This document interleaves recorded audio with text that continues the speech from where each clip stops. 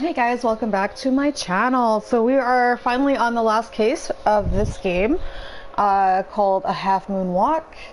Yeah, and then after this I'll probably be starting the second game, which is Sherlock Holmes, The Devil's Daughter. So the art does look different, so I don't know if it's gonna be, if it's the same Sherlock and Watson or if it's like a completely different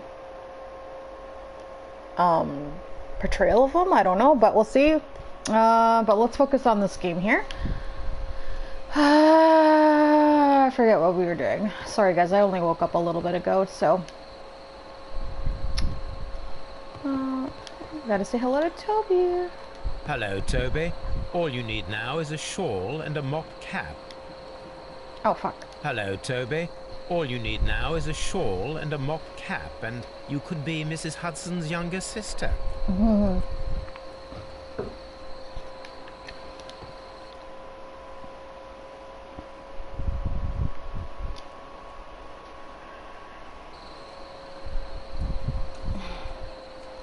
Holmes, poor little Wiggins needs our help. Oh, right. His brother got accused of murder. Okay, cool. So I guess we gotta head outside to Scotland Yard. Oh, I got a letter.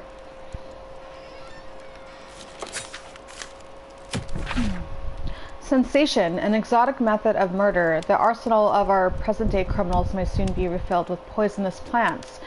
A young and beautiful woman, in collaboration with her colleague at Kew Gardens, planned the terrible murder of their director, Mr. Montague Dunn.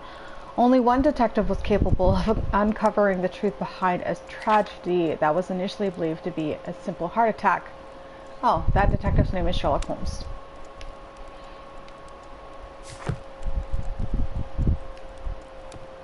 Okay. Let's head out to Scotland. Oh wait, Half Moon Street maybe? I guess. Solve the crime. Investigate the crime scene and talk to witnesses at Half Moon Street. And then, yeah, we'll interrogate after.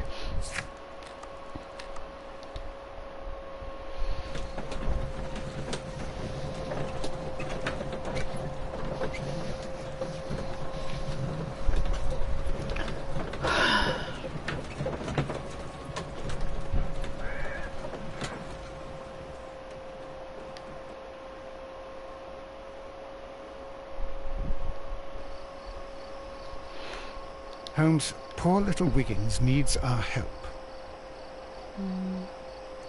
Which way am I going? Oh. Oh, here.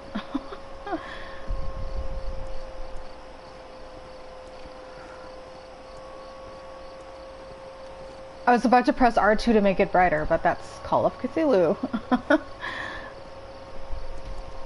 Oh. 2 murders, right.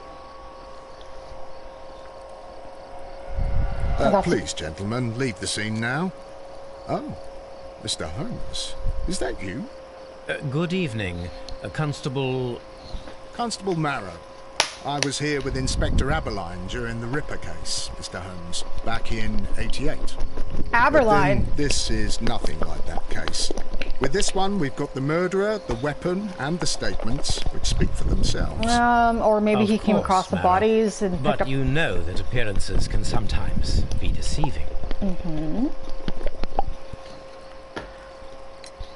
Who were the victims? The 2 men here, both shot. The stabbed fellow was Brian Vercotti, a well-known ruffian. The other, Kenneth Butler, a jeweller by trade. It sounds like they got in a fight with each other and then the boy just came across the bodies. I was probably trying to rob them because... Yeah. You spoke of statements. You have witnesses? Well, I was there, so I gave my own statement. And then there were 2 other witnesses who said they saw the killer Chapman. Mr. Turner, a gentleman who lives in that flat over there. And Polly Powell, a flower seller, who was over at the far side of the street. Maybe you're a dirty cop and you like... Yeah, anyway, I'm just making assumptions. Marrow, I should be delighted to hear your testimony. I was standing at the north side of Half Moon Street. That was the side that you came from. But you would have been unable to observe this part of the street, where we are standing now. That is correct. But I saw the two victims slowly enter Half Moon Street, and then shortly after, the fireworks started. A few minutes after that, the fellow chapman rushed towards me and ran into Half Moon Street. Please continue. I didn't pay attention, but suddenly I heard a woman's cries and police whistles on the other side of Half Moon Street. I rushed over there and I saw the two dead bodies on the ground. When I reached Whitechapel Street, I saw Leighton Chapman. He'd been caught by two police constables. So you didn't actually see anything, but okay. Did you hear the shots? I didn't hear any shots. The fireworks were all over the sky. They were so loud I couldn't hear anything else. And so it was planned meeting, planned murder. It definitely wasn't Chapman. And what were the fireworks in honor of, Constable? Well, today's Queen Victoria's birthday, Mr. Holmes. Ah, yes, I appear to have lost track of the days. It is May now, of course. Constable Marrow, what else caught your attention while you were running through Half Moon Street? I saw nothing but rats, and I took the time to light every corner with my lamp. Did you happen to look up at Mr. Turner's window when you were on Half Moon Street at that time? Yes, I saw that the window was open, but no one was there. It was dark in the room. Constable, your statements have been of great value to me.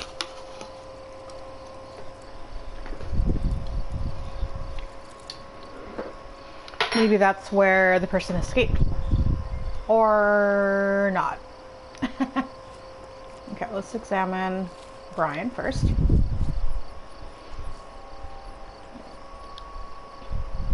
He tried to stop the bleeding with his hand. Death was not instant. Got shot, that would suck.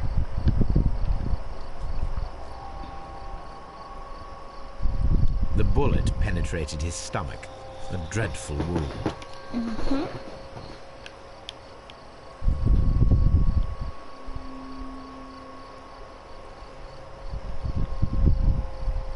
What's that? A tattoo from Westgate Prison. Vicotti must have done some time there.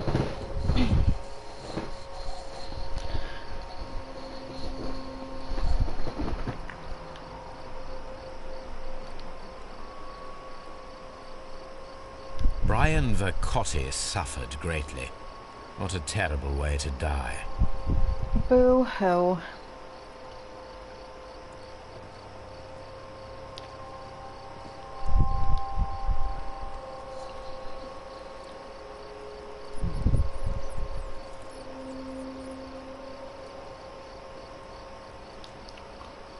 He got shot in the head. Shit. The bullet struck his head. This man didn't stand a chance.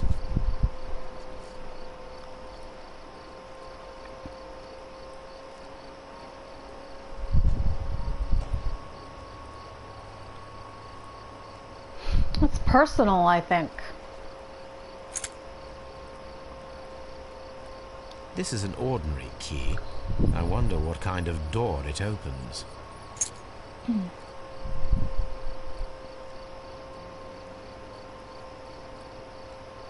Oh, R1. Yeah, I was looking at that earlier. Piece of wood. A piece of wood that has stuck between the cobblestones. Let us take a closer look. It's probably a key to like a... Been snapped off something. This shard of wood is quite new. Maybe a like jewelry box or something? Isn't he a jeweler?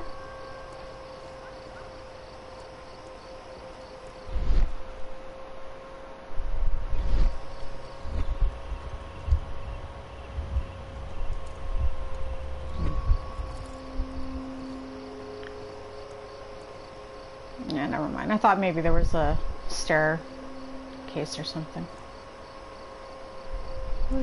Oh, Wiggins. Hi, Wiggins. I'll talk to you in a second. Ryan Turner. Good evening, Mr. Turner. I heard Constable Marrow reply to you as Mr. Holmes. Are you that detective gentleman? I've heard of you. And well, I know things about this evening. Excellent. Might we hear your story? I would die if I met Sherlock Holmes. Well, I mean, he's not real, Could you but... tell us everything that you may have seen or heard? I was already in bed when the fireworks started. A few moments after, I clearly heard 2 gunshots from outside. Please continue. I quickly got up and I grabbed the lamp from my nightstand and I rushed towards the window.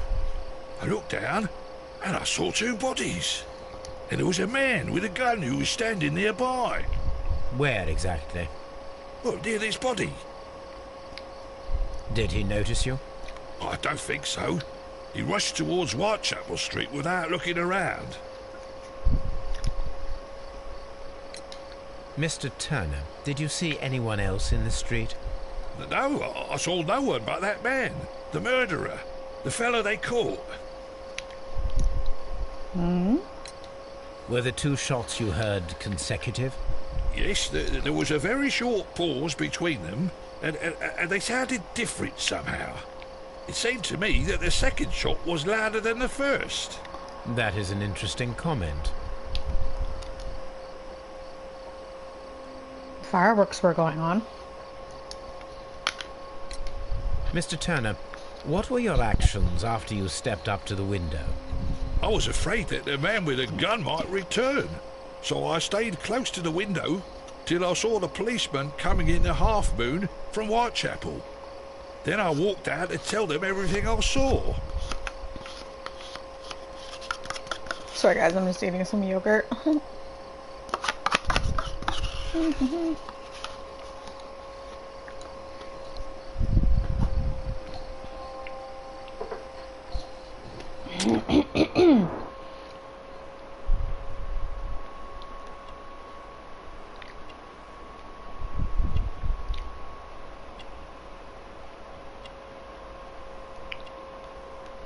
Oh.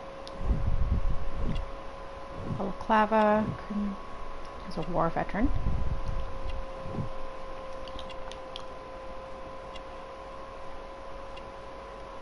Missing a button.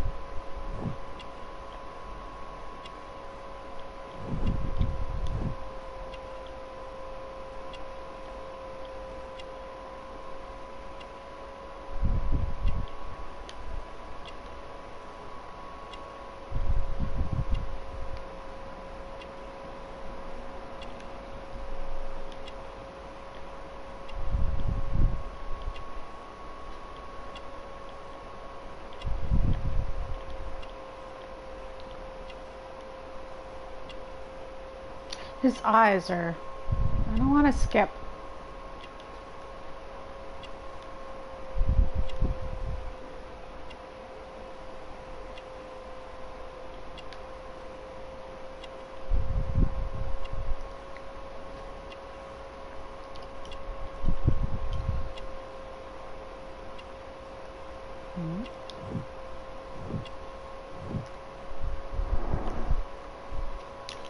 Oh. You have helped us a great deal, Mr. Turner. So, you can't run very fast. Turner's view, dark window. Mr. Turner stated that he remained at the window until of his flat until police arrived. However, this is in conflict with Marrow's statement, as the constable did not see anyone at the window.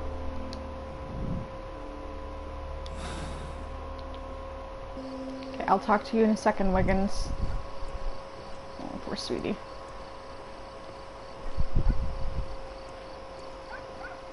Wait, what?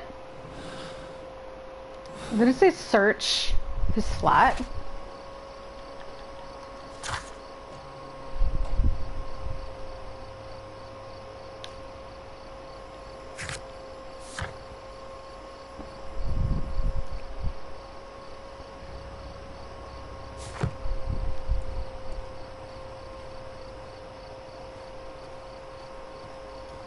Polly Powell? Mrs. Powell? What do you want? My name is Sherlock Holmes. I'm assisting the police with their investigation of the crime that took place this evening. Well, I've already gave my testimony, but very well. Could you tell us everything that you may have seen or heard? Yes. I was selling my flowers as usual, and then the fireworks began, in honour of Queen Victoria. I enjoyed those. But then, all of a sudden, a young lad ran out of Half Moon Street and stopped just by me. He had a gun in his hand. He was like a ghost, and all covered in blood. It was dark, but I could see him, because of the flashes from the fireworks. And then? I screamed as loud as I could. I knew that a policeman should be on duty in the vicinity. He had no time to escape. 2 constables got him. Then another constable came out from the very same street, and I heard him talking of a horrible murder. Mrs. Powell, did you hear the gunshots? I'm not sure. You know, what with the fireworks? Did you see anyone else leaving Half Moon Street, prior to or at the time of the crime? No, sir, I did not. Even with all the fireworks, I was very attentive, as I'm always on the lookout for customers. My thanks to you, Mrs. Powell.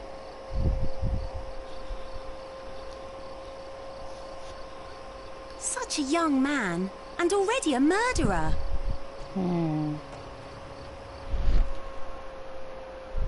It's not looking good, Wiggins. Not looking good at all. Let's talk to Wiggins. Mr. Holmes, did you see my brother at Scotland Yard? Is he all right?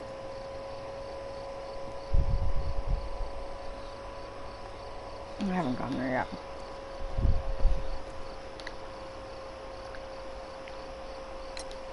Mr. Turner, you have stated that you remained close by your window after the crime, is that correct? Oh, yes, Mr. Holmes. I stayed at my window until the policeman arrived to examine the dead bodies.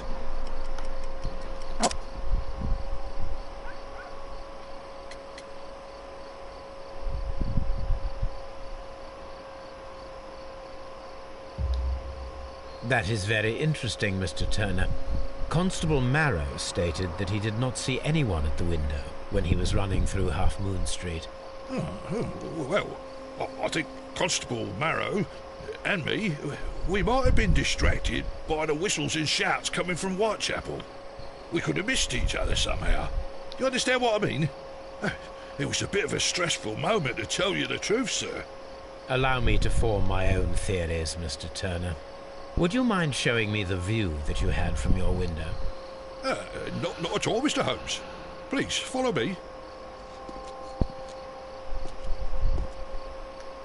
Mr. Turner appears to live very modestly.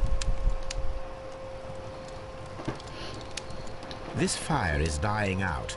It was last tended to over an hour ago.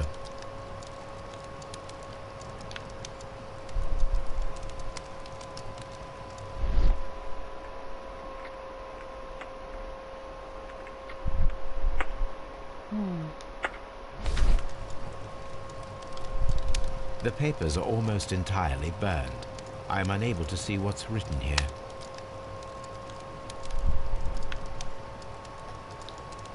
These words are illegible. The papers were thrown into the fire just a short while ago.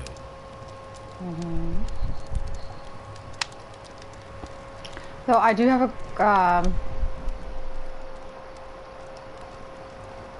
I should have checked that other street.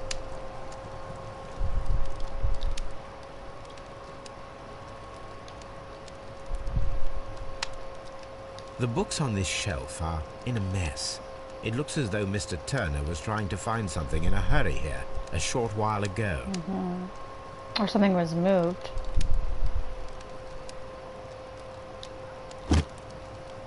Oh. This walking stick is broken. It was placed here quite recently.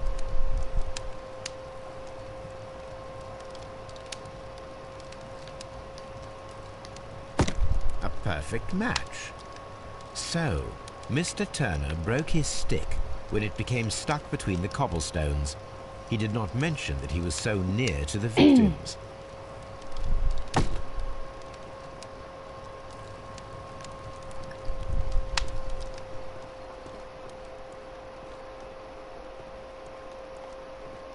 So the jeweler had a key to his house.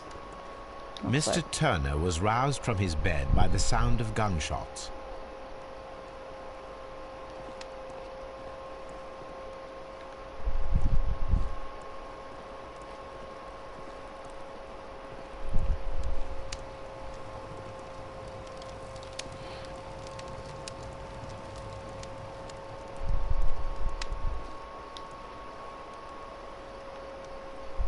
This kitchen knife is quite sharp.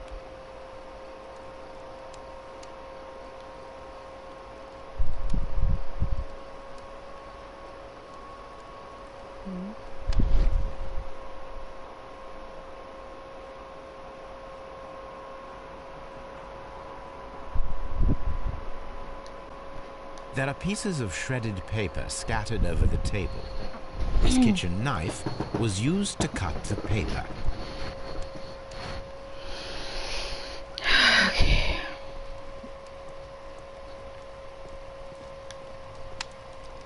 It's getting rid of evidence.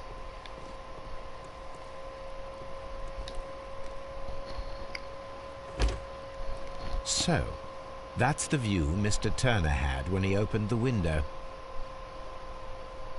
The dead body of Kenneth Butler. Brian Vercotti's contorted corpse. Mr. Turner had a perfect view of the crime scene. He saw the bodies clearly, and Leighton Chapman standing over them.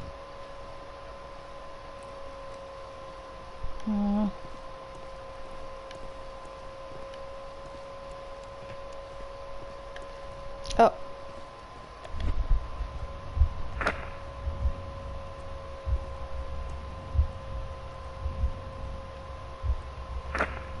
Okay, hold on.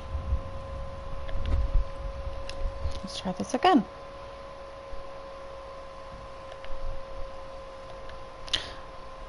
Oh, I have to go do it downstairs. Hold on.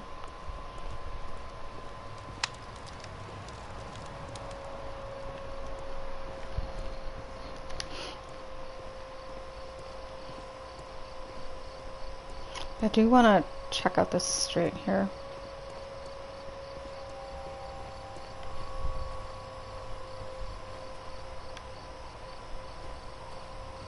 Oh. This mirror is turned towards Half Moon Street. That's weird.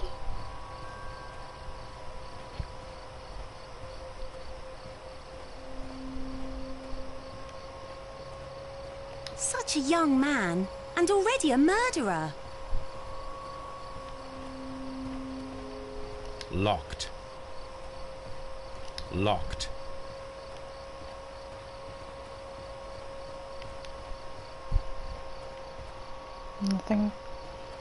Nothing to say there.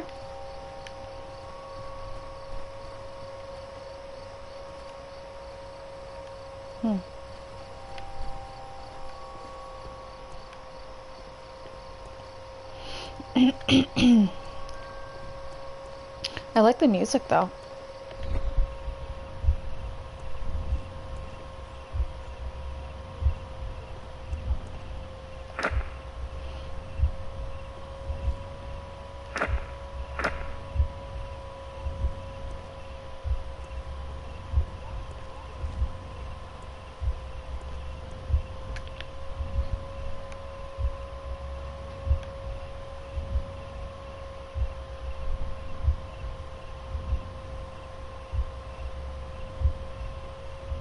No, it didn't happen this way. Oh my god. Got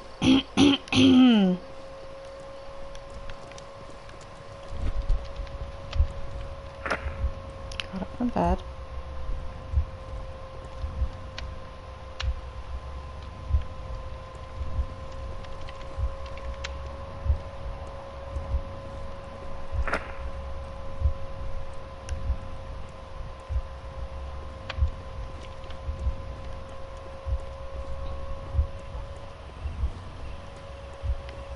Approach the...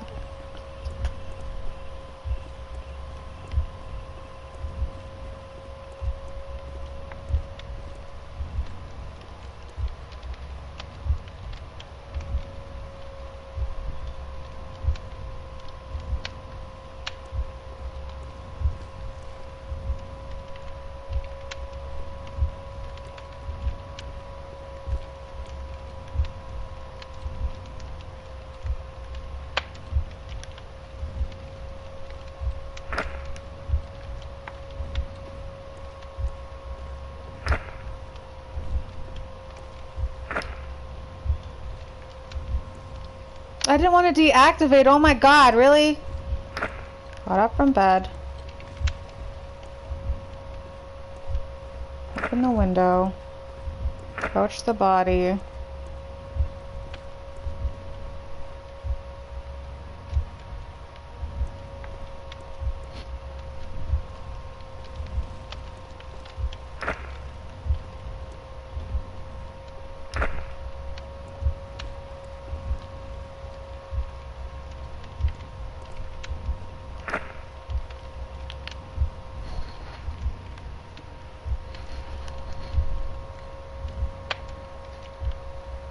Uses his right hand.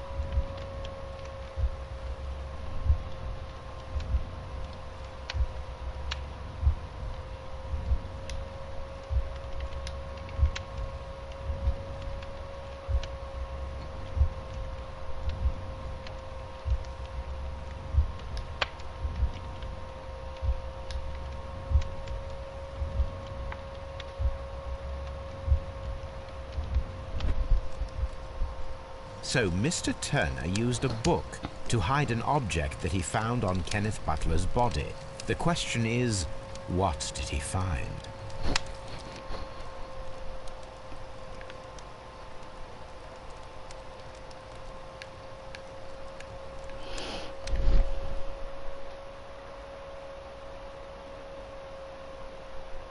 I can see prints from greasy fingers upon the cover of this book. Let us take a closer look. Moby Dick. Well now, what a find! A precious jewel, concealed inside a book. A bracelet with a unique ram's head design, a distinctive feature of ancient Grecian artifacts, probably of the Hellenistic era.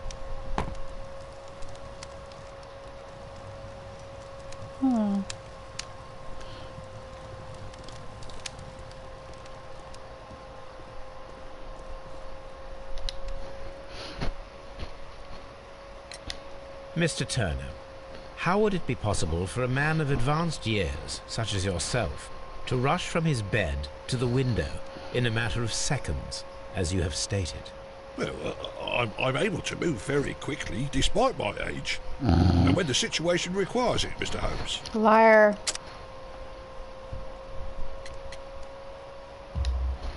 I highly doubt that, Mr. Turner. I observe that you suffer a severe limp due to your injured right leg. It would have taken at least 10 seconds for you to approach the window. That means you could have easily missed something or someone in Half Moon Street during that time. You're right, Mr. Holmes. I could have missed something. But it did seem to me that everything happened so quickly. Oh, time can pull tricks on you. And what of everything else that you told us? Mr. Turner, it is vital that we have your complete and true statement. Mr. Holmes, I do assure you that the other things I said were most sincere.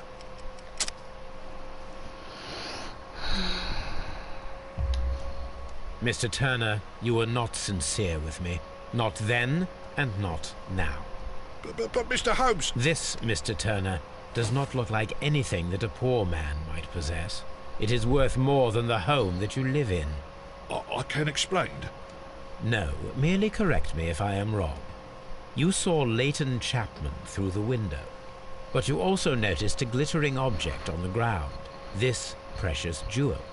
You walked down and took the bracelet from the body of Kenneth Butler, and when you heard the whistles, you hurried away. That broke your walking stick. It caught fast between the cobbles.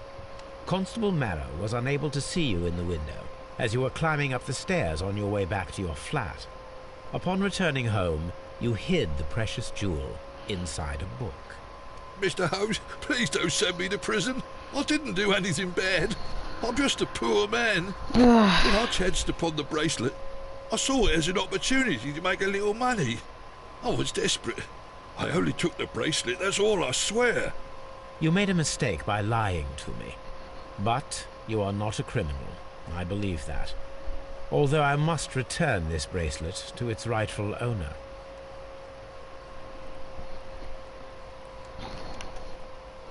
That's why it's better to stay at home at night.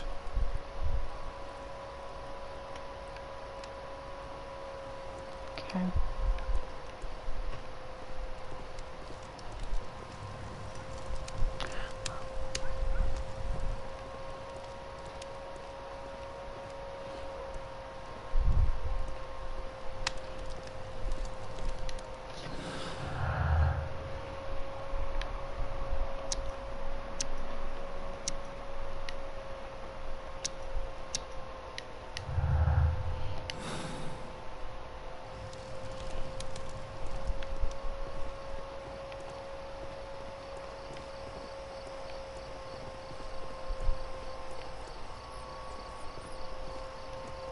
It would be my pleasure to assist you with your investigation, Mr. Holmes.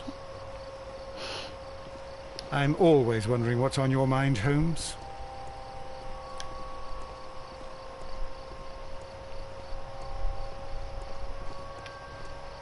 Mr. Holmes, did you see my brother at Scotland Yard?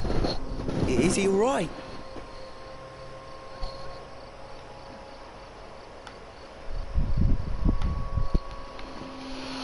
Okay. Make sure I didn't miss anything. I don't think I did. I suppose that I shall have to move my stall now. Okay, let's go to Scotland Yard. Search archives.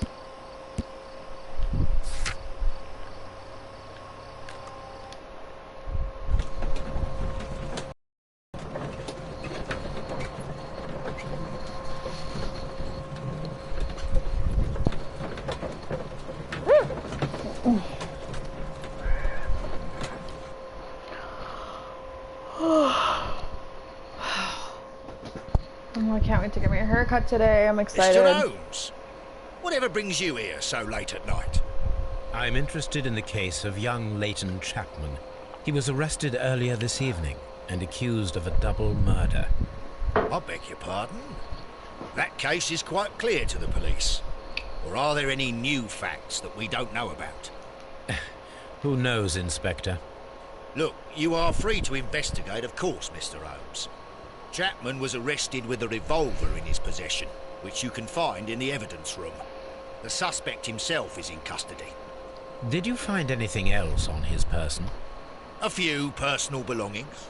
Nothing particular, Mr. Holmes. And what was Thank his you, motive? Lestrade.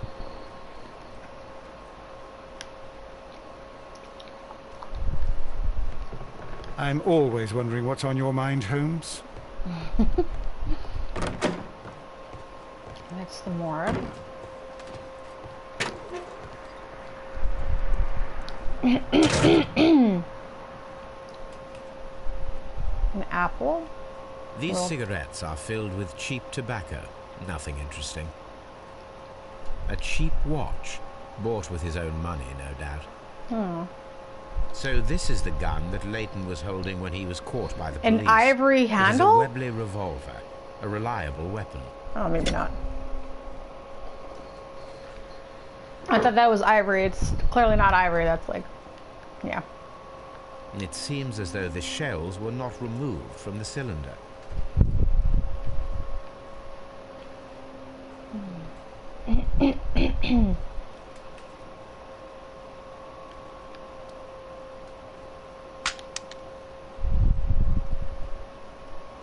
Two out of the 6 shells have been fired. There were 2 shots.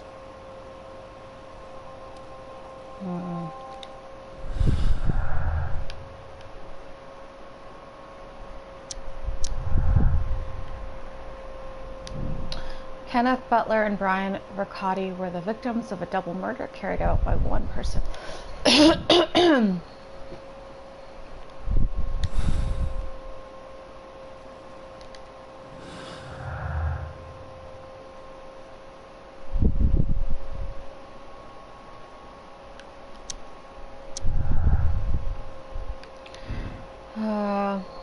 Turner could hear the contrast between 2 fired shots, as in fact 3 shots were made. Turner could hear the contrast between 2 fired shots, as in fact 3 shots were made. At first a single shot was fired, and then 2 guns fired simultaneously directly afterwards. Turner could hear the contrast between 2 fired shots as they were made from different points in Half Moon Street.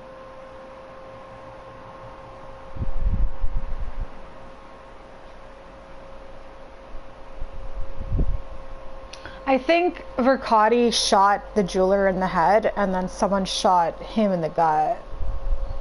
I think it's... What? I don't know. We'll figure it out.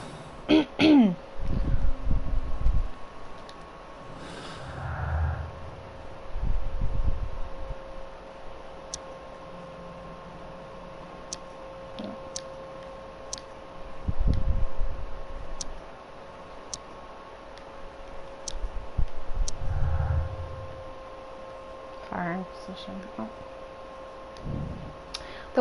The witness testimonies and the crime weapon clearly point to one possible culprit, Leighton Chapman. Oh, my throat.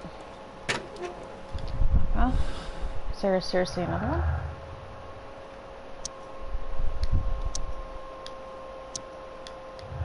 Okay, weird. Let's go talk to him. Is his body...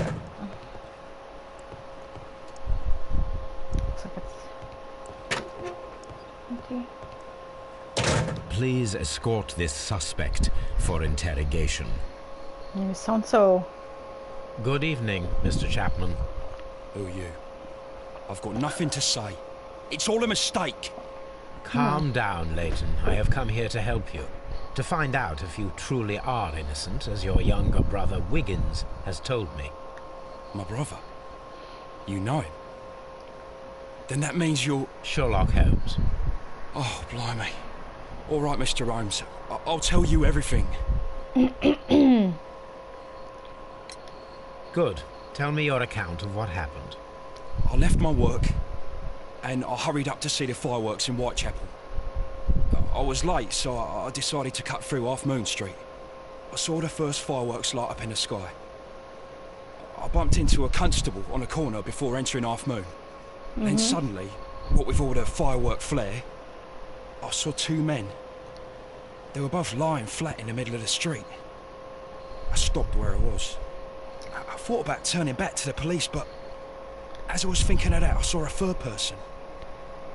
He was leaning over the body that was furthest from me. The second I saw him, he raised his head and he stared at me. In a flash, I saw his gun. but he made a dash for it instead and he escaped through Whitechapel Street. So you might still have had time to return to the constable. I panicked. I didn't know what to do. Anyway, I approached the bodies just to see if they were still alive. I saw that one had blood pumping out of his stomach. He was dying. It was horrible. The second one was already dead. He had a hole in his head. He was holding a gun in his hand though.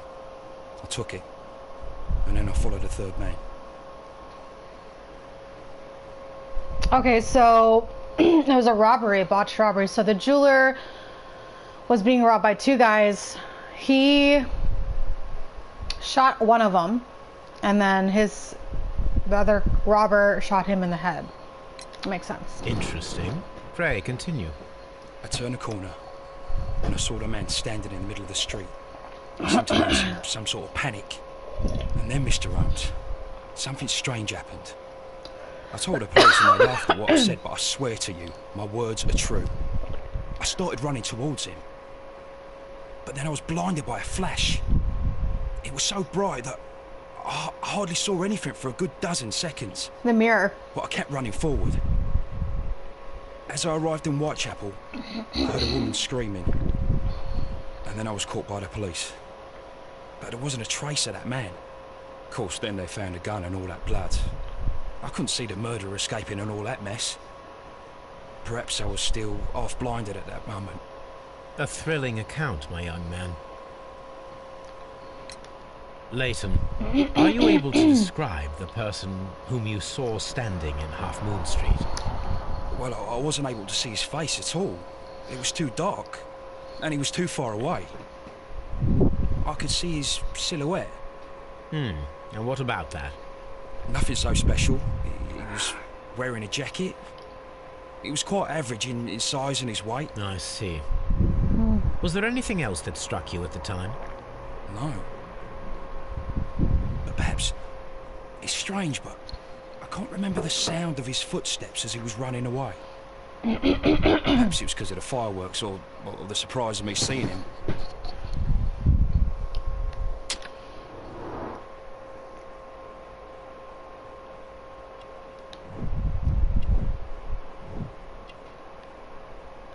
His other eye, he's got a black eye.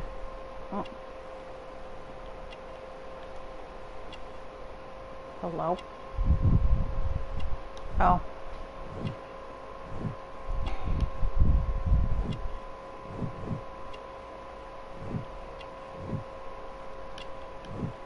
Jesus.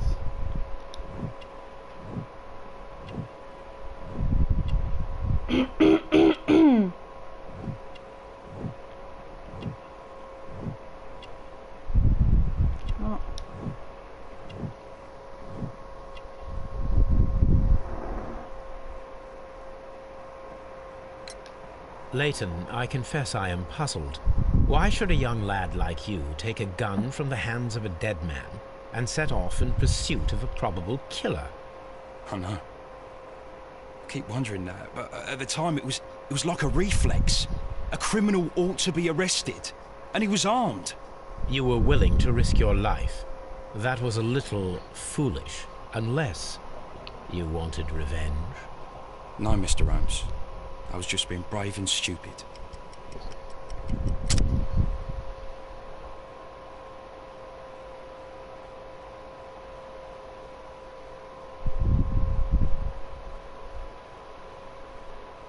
I was just being brave. So Turner is the man with the limp.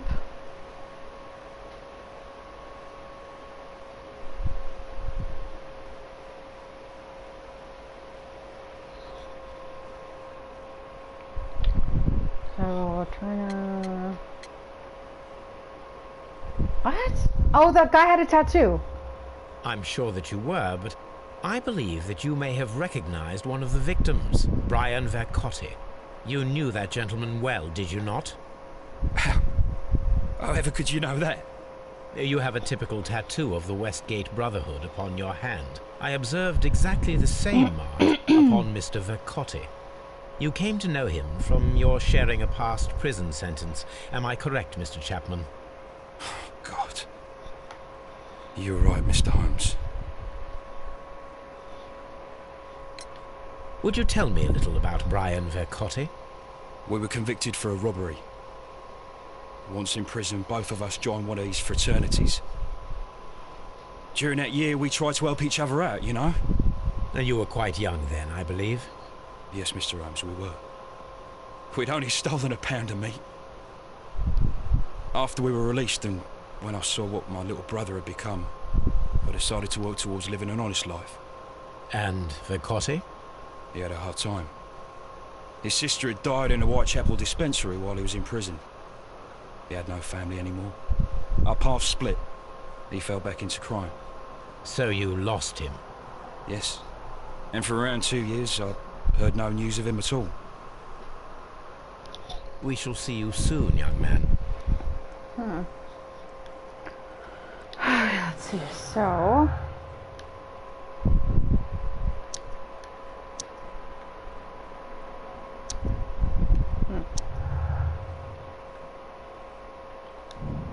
The violent crime committed in Half Moon Street by Leighton Chapman could have had a personal motive.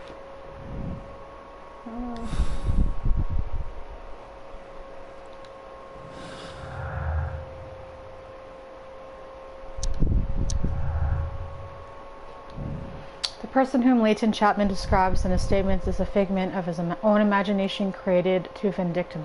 No, but... Wow. It's like, let's... No. It was the mirror. Oh, is there still more?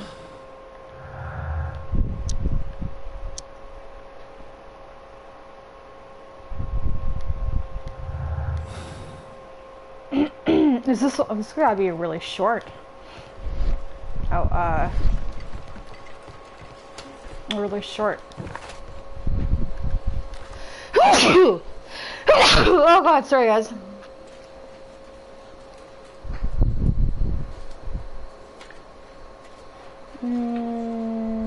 Yeah, let's go to Baker Street, do the bracelet.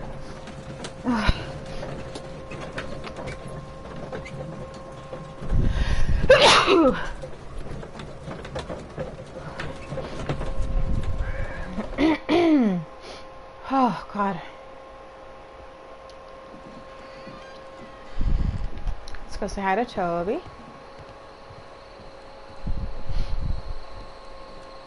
Hello, Toby. All you need now is a shawl and a mock cap, and you could be Mrs. Hudson's younger sister. Oh my god.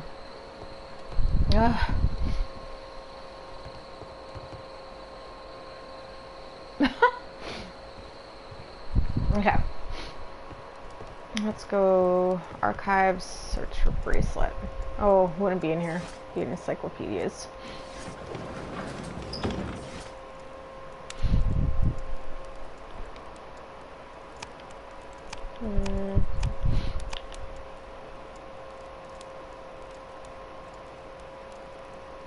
That is not the one I need. That is not the one I need. Art and architecture. That is not the one I need. Here it is. Let's see. I need to continue my research in my archives. Hold on. A part of an ancient jewel set that belongs to the Hellenistic treasures collection. They have been missing from the museum since 1885. These beautiful antique jewels represent a part of the Hellenistic treasures collection. Depicted are the 5 heads of mountain rams upon a bracelet, necklace, and ring, each made of pure gold.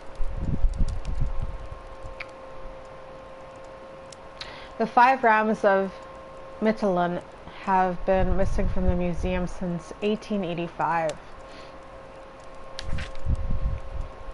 Bracelet, necklace, and ring. 2, 3, 4. There's only 4 heads though. I'm so confused. 1, 2, 3, 4. Maybe the necklace is double-sided. 1985. Wellington. That is not the one I need. Huh. Oh, duh. A treacherous theft. The Hellenistic treasures were stolen yesterday evening while being transported by a cab on their way from the British Museum to the Glassford Fine Art exhibition. Pawn shop owner Kenneth Butler contacted Scotland Yard that night and provided information regarding a gentleman who had attempted to sell him a collection of historical art at his pawn shop in Church Street. And the police have since captured the described man, a professional thief by the name of Vincent Foley, who had been in the process of escaping London via the port. He was recognized by the surviving driver of the cab that had transported the collection of the Hellenistic treasures. Vincent Foley refused to confess as to where the remainder of the treasures were hidden. He was eventually imprisoned. The lost treasures are still to be found. Here it is. One of the victims, Kenneth Butler, was involved in the story of the stolen Hellenistic treasures. A visit to his pawn shop should tell me more.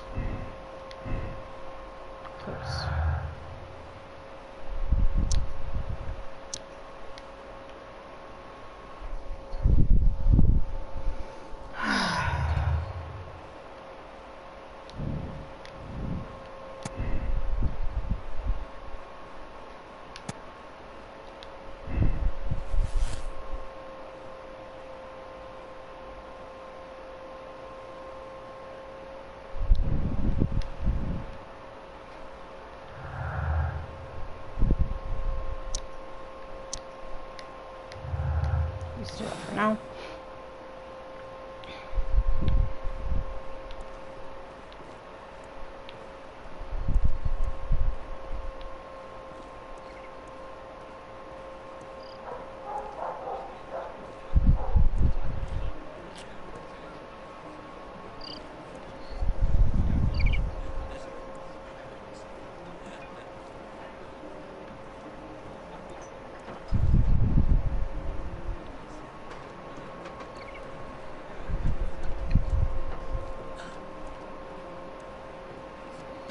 Ah, here we go.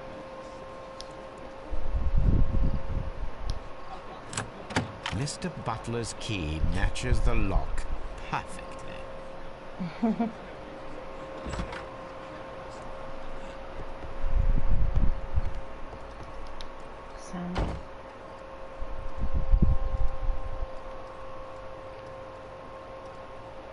Crampons and a sharp ice axe would only be brought here by a mountaineer. Is that it? Anything else? No.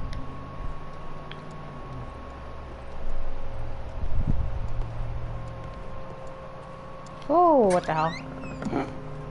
That was weird. Sound on the counter.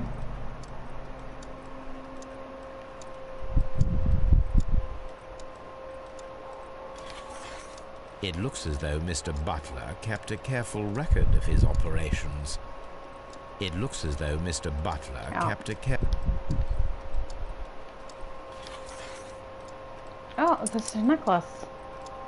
The ram's heads. Ah, that's two on there. This necklace belongs to the 5 Rams of Midland collection. Interesting. That means that Kenneth Butler owned a part of this collection all this time, 10 years after the theft.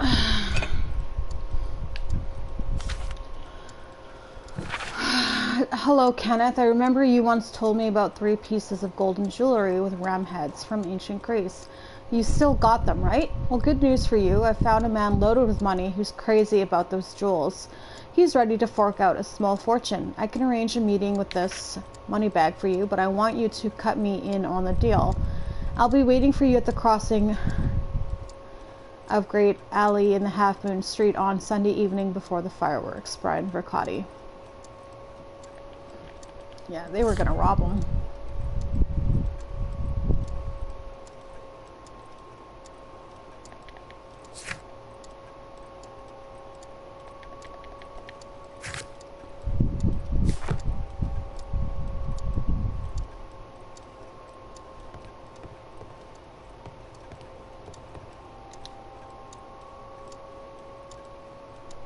A flare pistol. Perhaps it was pawned by a destitute sailor. Hmm.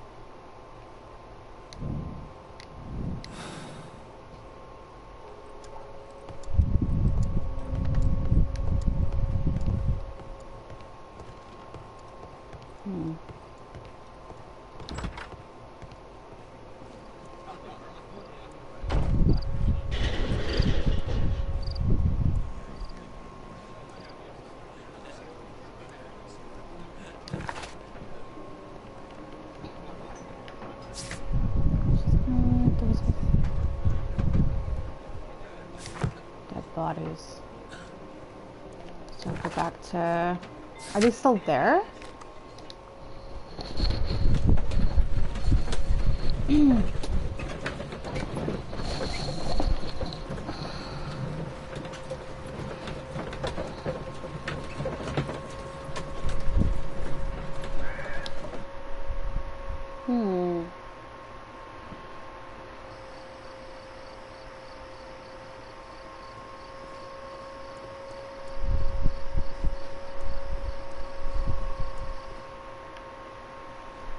Cutscene. What's up with you, lad? What are you waiting for? I'm waiting for my brother to be released. Your brother? The one that you caught, beat up and imprisoned. Ah, the murderer. He ain't killed no one, copper. Watch your mouth, lad, else you'll be joining that worthless brother of yours. What the fuck, guy? You're really prejudiced. It would be my pleasure to assist you with your investigation, Mr. Holmes. You're annoying. A fairly long pole with a forked end. Okay.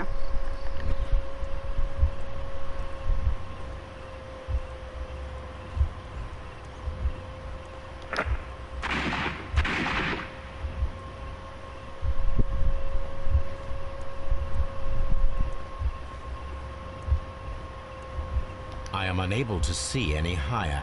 I need to find something to lift my lamp.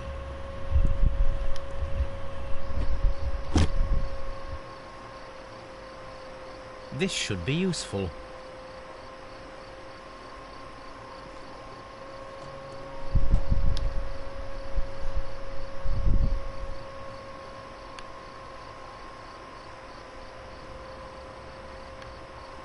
This is most definitely a bullet hole. The brick cracks are fresh.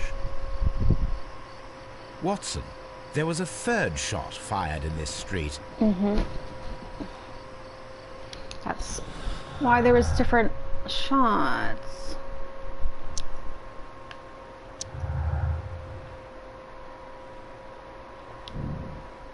Leighton Chapman's statement regarding the jacketed man who disappeared at Half Moon Street now seems reasonable, as the 3 shots at the crime scene prove the presence of a second gun that is now missing.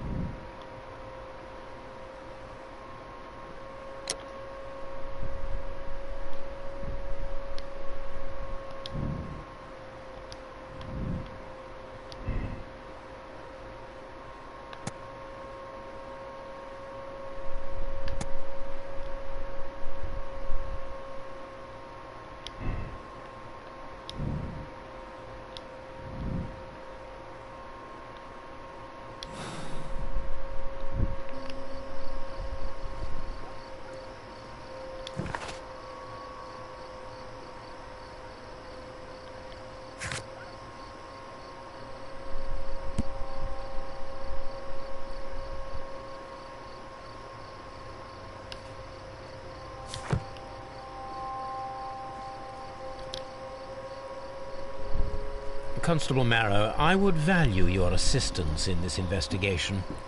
It would be my pleasure, Mr. Holmes. I would like to make sure that there are no places in Half Moon Street where a man could hide while you were running through it with your lamp. All right, Mr. Holmes, what should I do?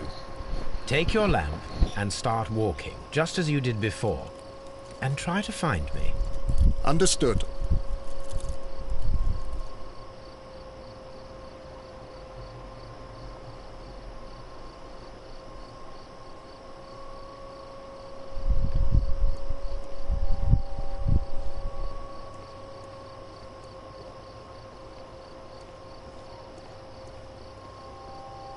Standing right there, but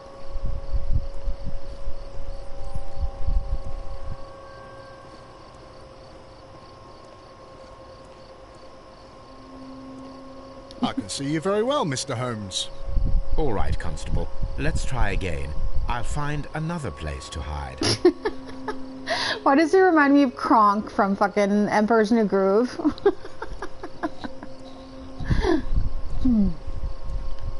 Oh. Here you are, Mr. Holmes. All right, Constable. Let's try again. I'll find another place to hide.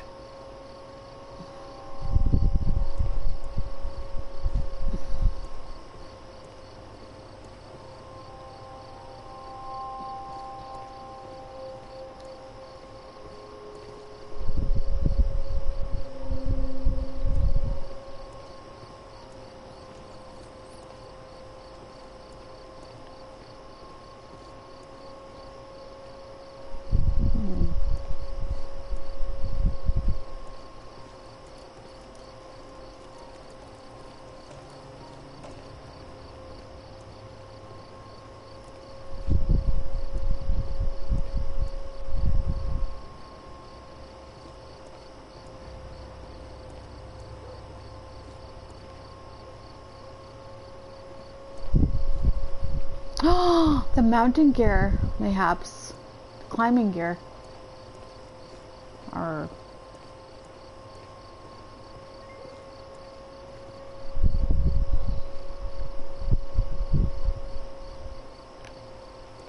I have no clue where he is.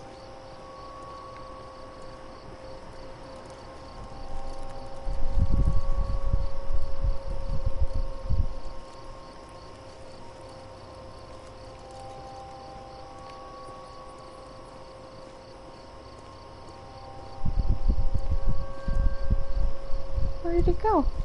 Oh, there he is. I'm so stupid. Mr. Holmes, it wasn't difficult to find you at all. I thought I wasn't allowed to come back here, It is so... obvious now. No one could escape Constable Marrow's lamp while hiding in the street.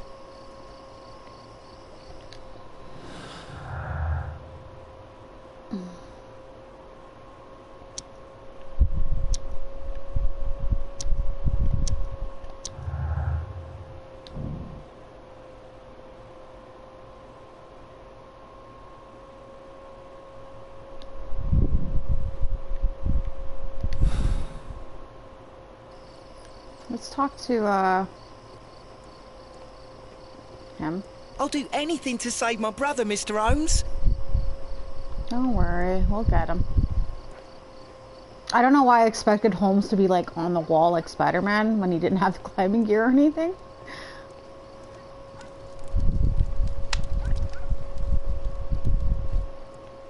That's why it's better to stay at home at night. Well, no. Okay. Let's go back to the pawn shop.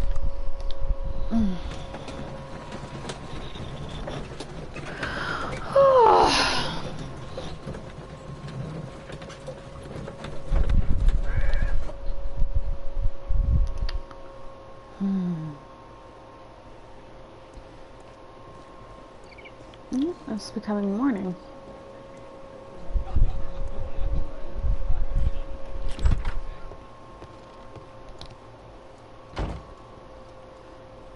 These tools are exactly what I need to climb the wall.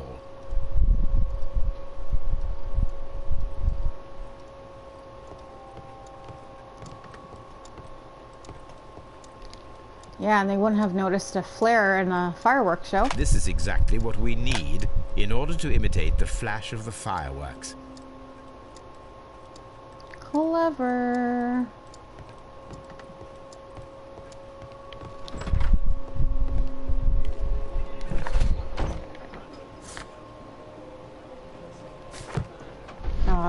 Oh god, no.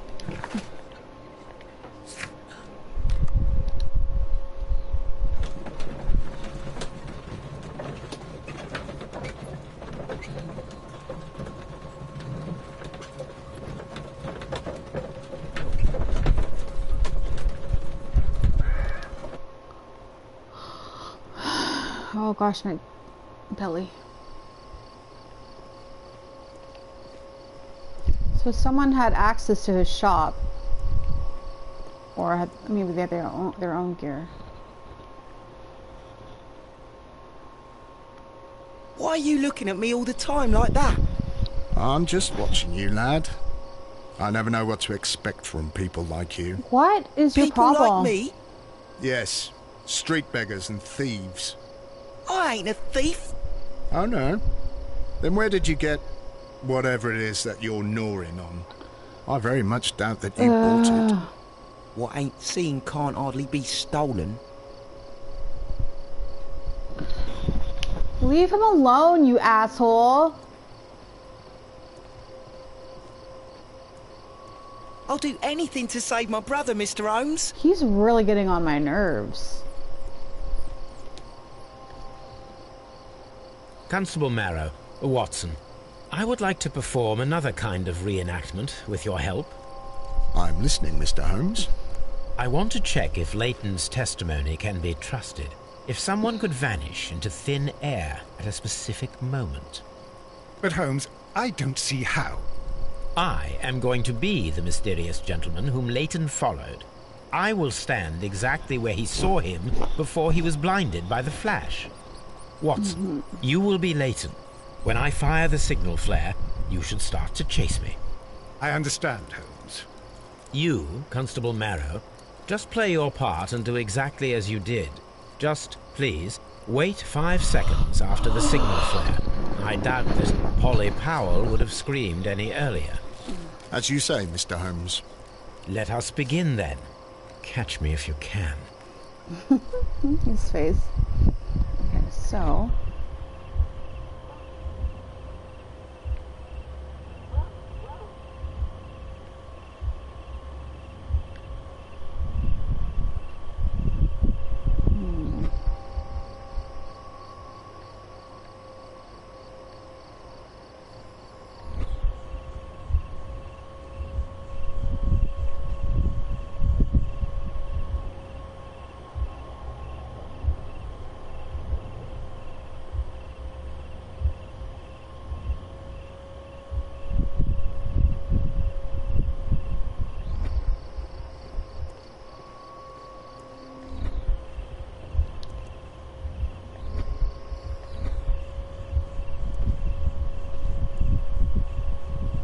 The moon illuminates this wall.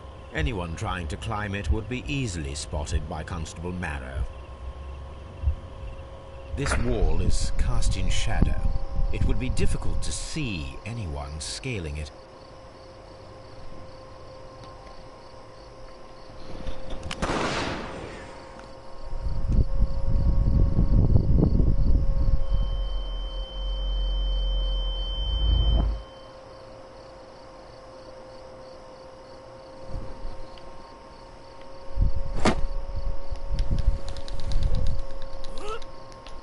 God.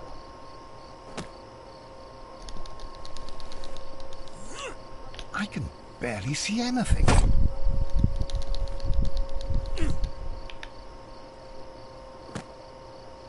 God, Sherlock's got some good upper Holmes? strength. Are you there?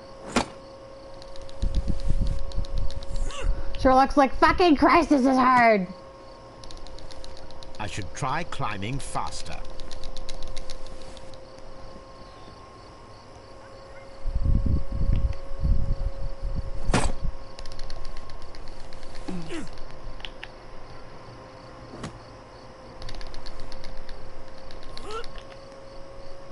I can barely see anything.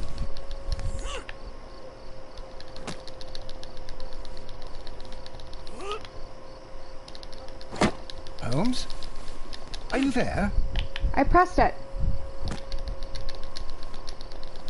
Where is he? My God, a man can't just disappear like that. Holmes? Holmes? Where are you? I cannot see you, Mr. Holmes. Dr. Watson, it seems that Mr. Holmes has disappeared. Don't worry, gentlemen. I am up here, above your heads. How on earth did you get up there, Holmes? I am using crampons and a climbing axe, although the person we are looking for did not leave any traces of such tools. Constable, is there any way to get to the top of this building? Yes, Mr. Holmes, I can show you.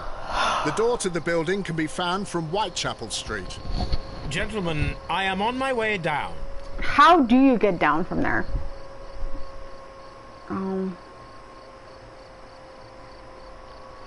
that would explain the mirror.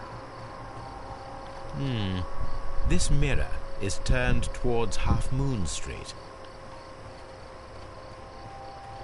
This is the back door of the building with the attic floor that you required, Mr. Holmes. Okay.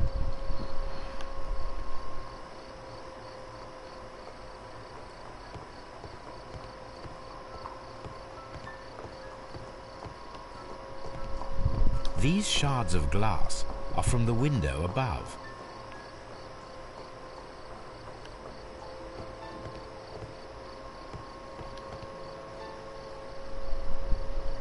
Oh, a jacket. It's empty.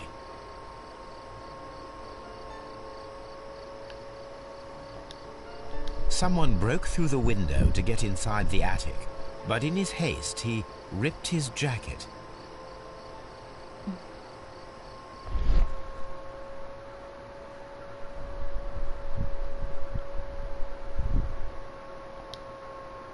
A cluster of thick black threads. They're unusually strong.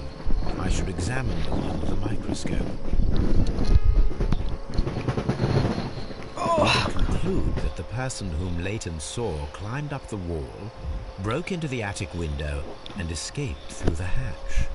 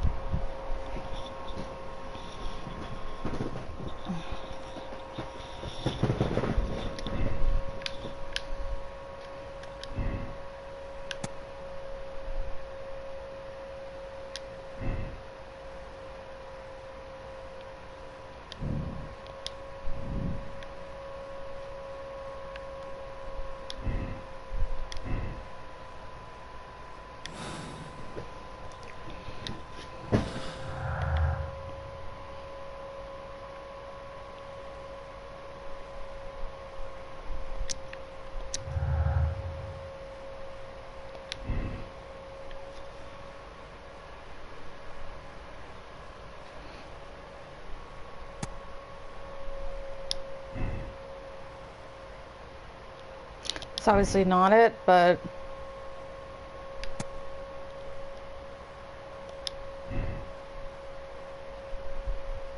let's see. We'll see, we'll see.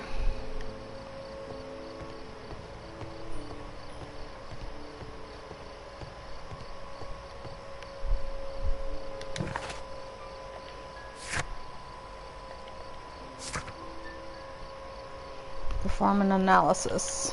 Off to Baker Street.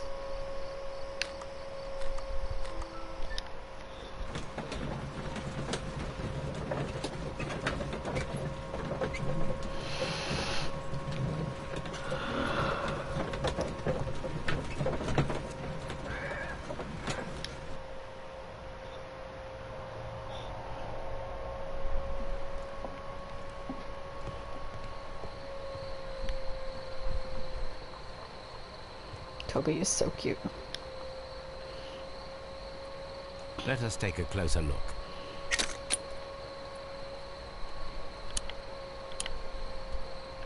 It is not a thread, but a hair. I very much doubt that it is human. I need to compare this sample with a human hair and a horse hair. A shaving brush is usually made from horsehair. Watson, could you please pass me your shaving brush? Here you are. Watson, look, what's outside the window? Well, I don't see anything. Ouch! Holmes! Oh, don't make such a fuss. One little hair.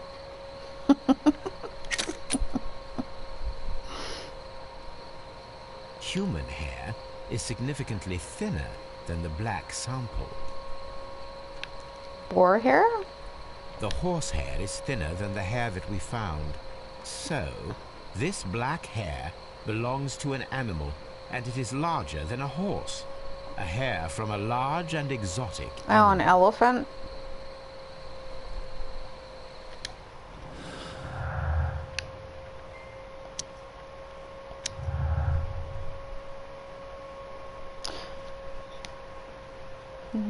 Wait, they were mountain climbing.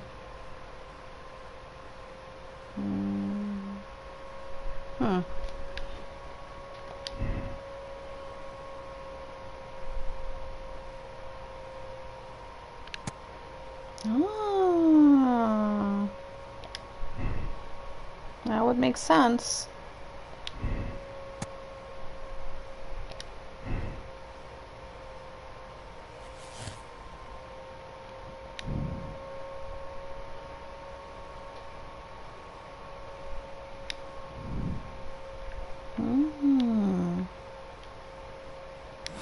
Circus.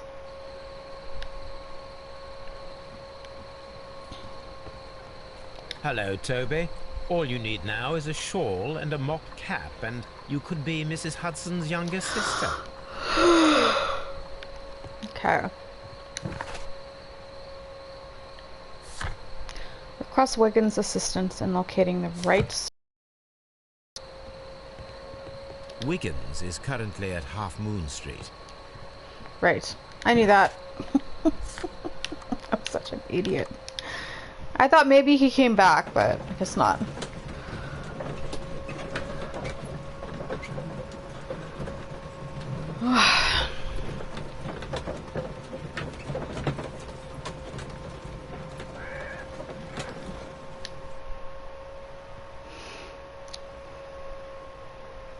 God, I don't know why I'm so tired. I've only been up a couple hours. I have no energy today.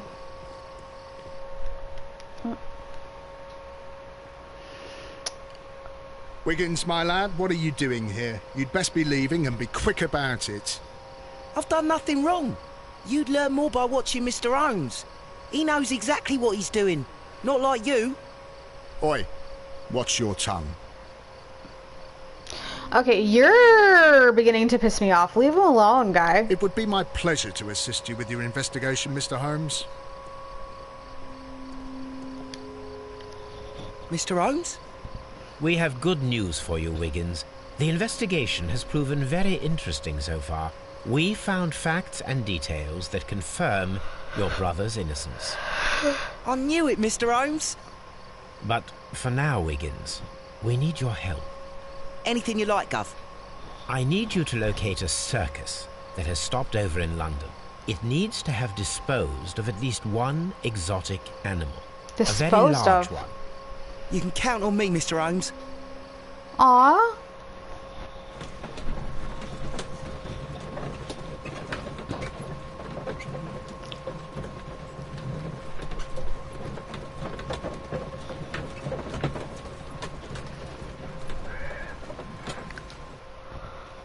Next morning, very early. Oh.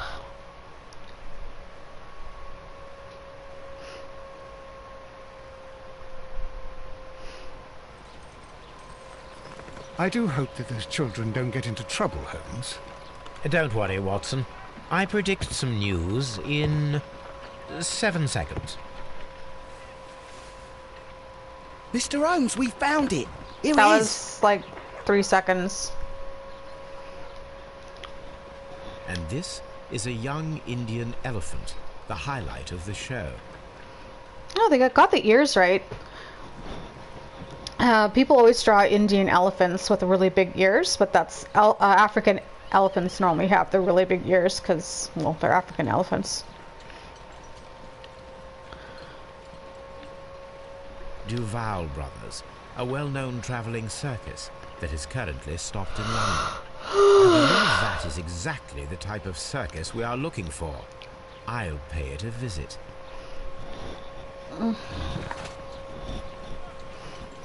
Oh, and that's not far from Half Moon Street either.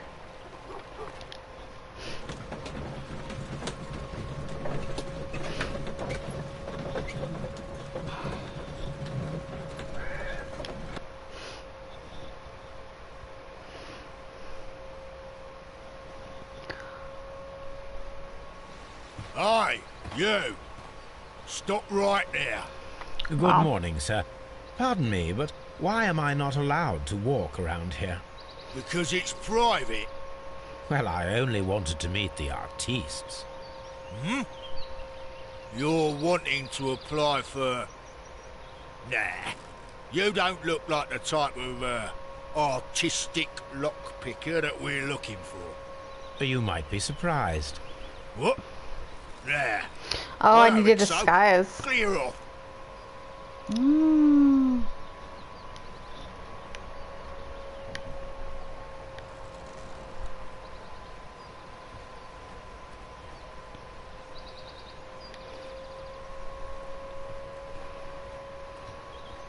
You're a bit slow to catch on, eh? Okay, let's go back and let's get a disguise on. I didn't realize I needed a disguise, but okay. Lockpicker, huh?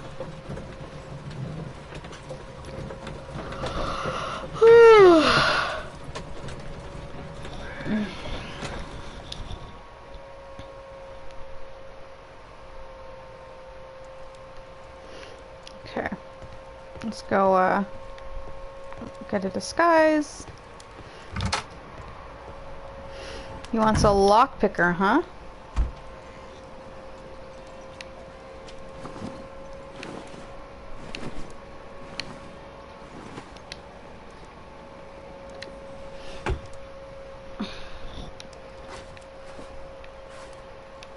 Oh God.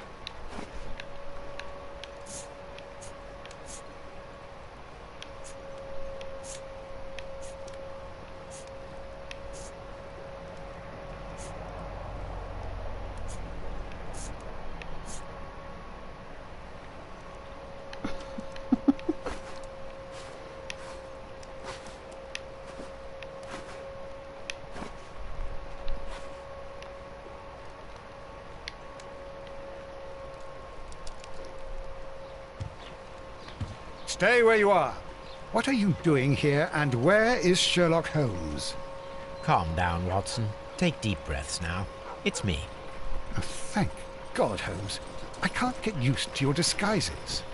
Thank you, Watson. That means I am ready to go. I gotta say, Shirley, you look good with that mustache.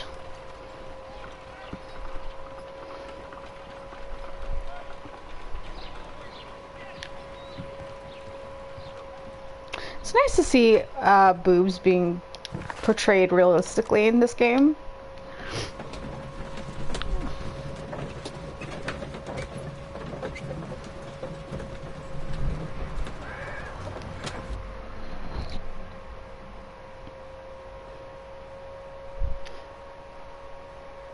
Who are you?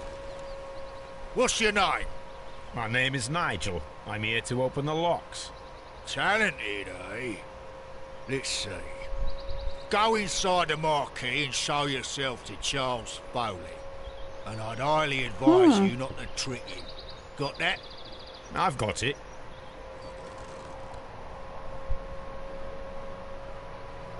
Charles Foley is inside the marquee.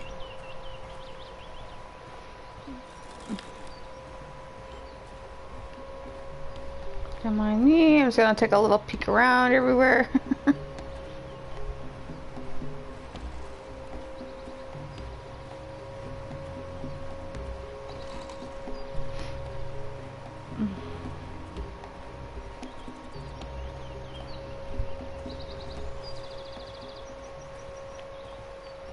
He's in there. I don't want to go in there yet. Where is everyone? Guess I can't really inspect anything, huh? Oh, 1 second, guys. I'm just quickly actually gonna go to the bathroom. Be right back.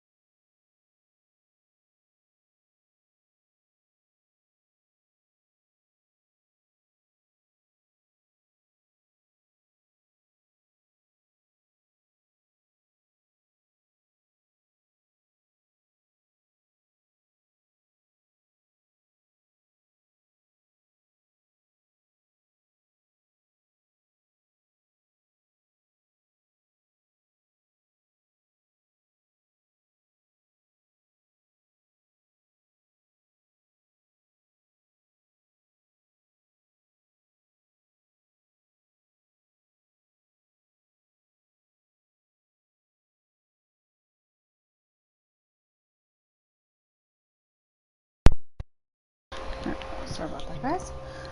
Okay. Okay.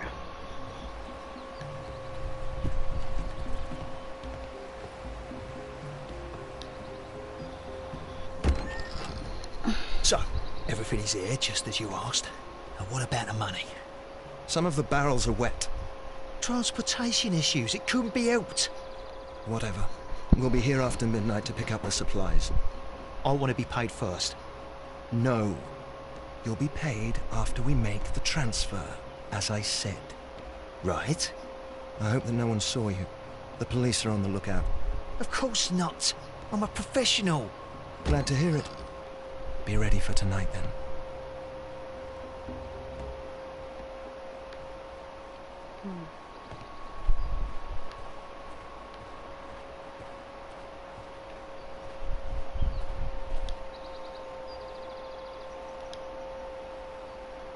This wooden barrel is damaged. It is difficult to say what is inside.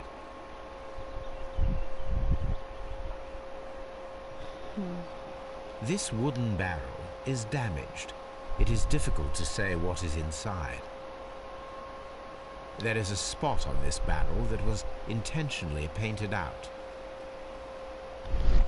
The crest of the Honorable Artillery Company. Could it be gunpowder? I need to be sure.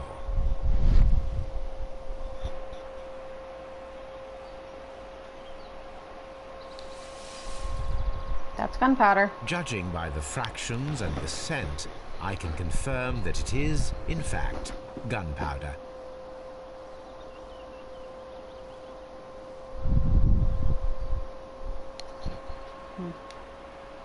A lot of it too, shit.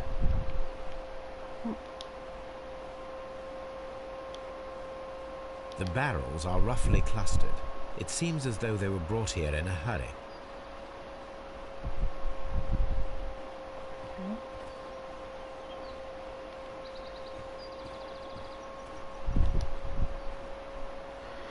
This printing press is old, but still quite capable of printing hundreds of pages per day.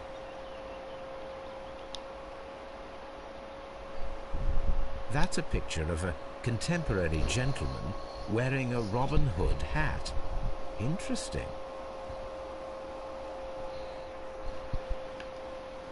From lambs into lions. Those are words of encouragement and defiance. This poster was clearly made to fire up rebellion amongst the people.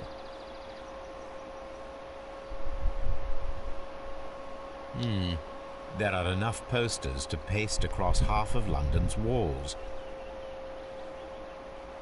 Powder kegs, a printing press, and a great many blank papers. All of this was stolen by the Merry Men quite recently. And these poster samples. I am quite sure it is not a coincidence. The Merry Men are planning some sort of sabotage. Stop right there. Who are you? Are you Charles Foley? Maybe. They say that I can open any door. Do they now? We'll see that lock near the chains on the table over there. Open that.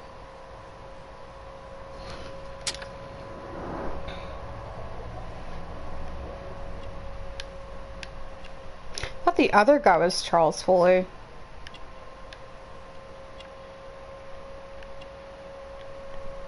Oh God. Complex key. Protected safe.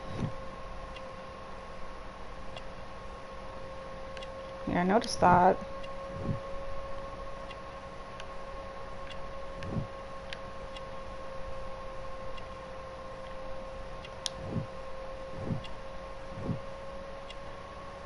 It's probably the gun.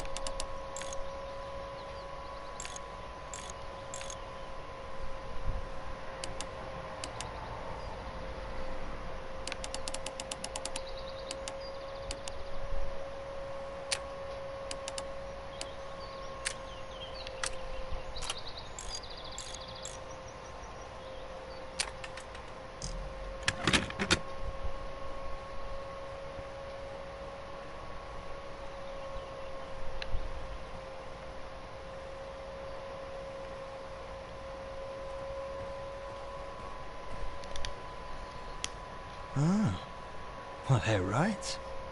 What's your name? Nigel Shirley, from York. Ah, Nigel from York. Never heard anything about you. How'd you hear about me?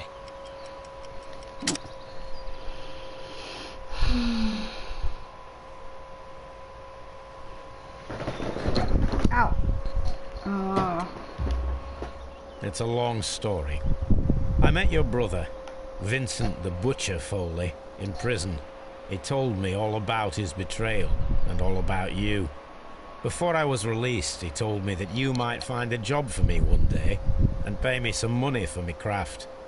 Well, he died 7 days ago in prison. I'm sorry to hear that. That's all right. The traitor has paid the blood price for it. And you'll do the job anyway, because I need a talented lockpicker. I know just where to search for his legacy. It's all about the Hellenistic treasures, isn't it? Gosh, you fool. Now, listen up. You'll come with us tonight, and you better mind yourself. Us? Wait, who's coming then? Billy, Jack and me. And what will I get for that? We'll share the loot. The one you seem to know about. Right. Wait for us at the abandoned manor house on the corner of Ladbroke Grove and Kensington Park Road at midnight. Deal.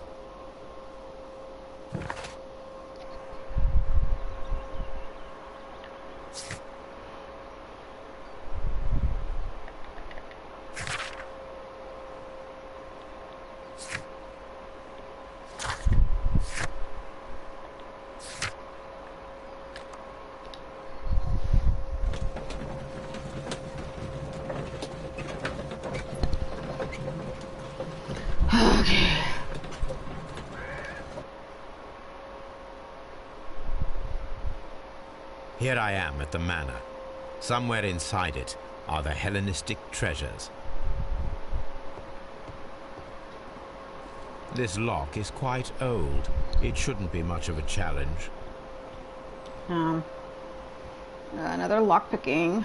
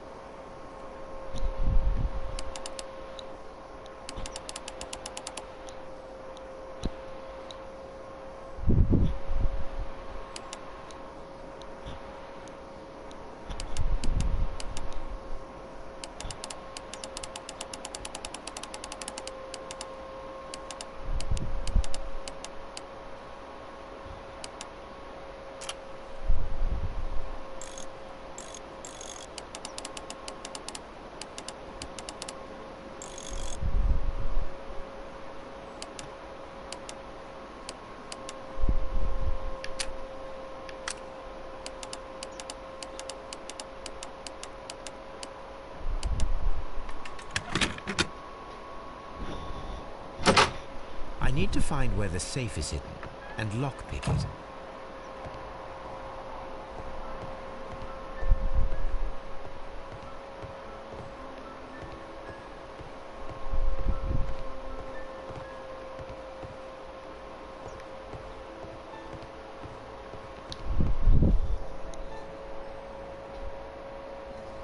This cupboard is an absolute mess.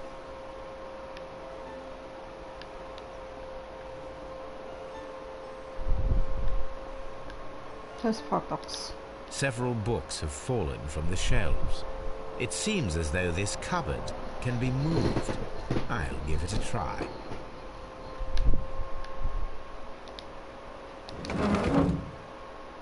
Now.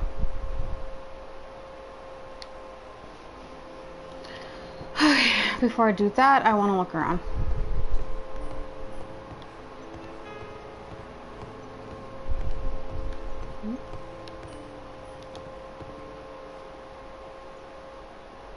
Now, what?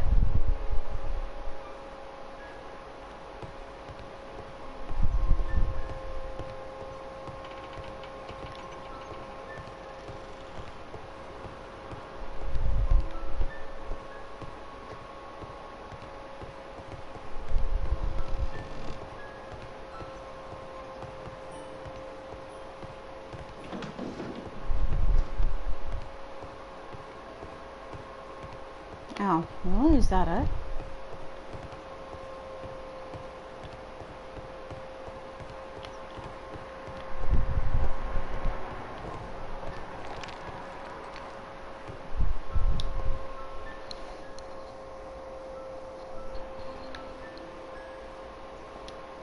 So, that's the lock I must open tonight. Let me see.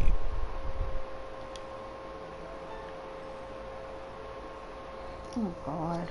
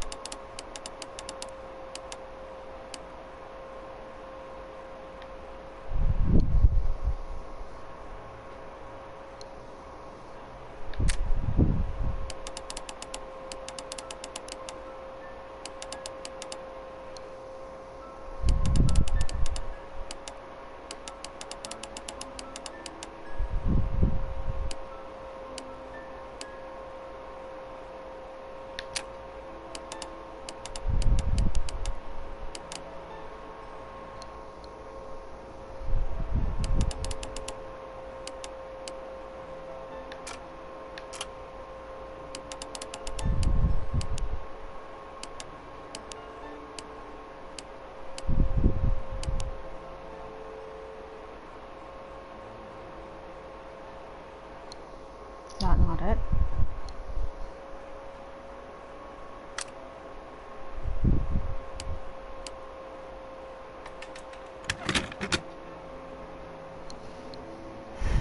Got it.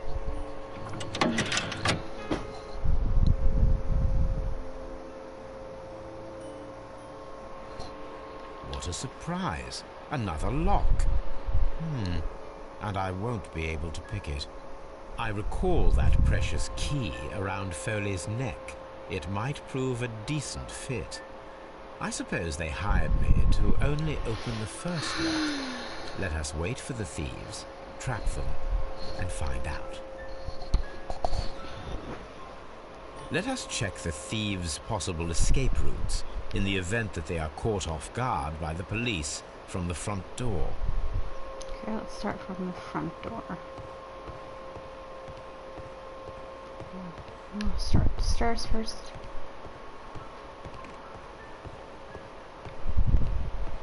Although this window is high above the ground, it would be possible for one of the thieves to attempt to use it for their escape.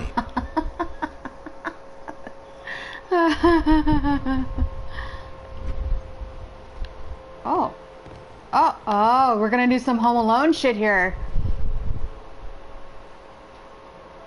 This should be useful. Do we have tubs of paint? Some paint tins? Paint cans?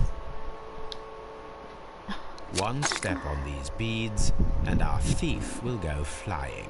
Oh God. I should walk carefully here, else my plan will be ruined.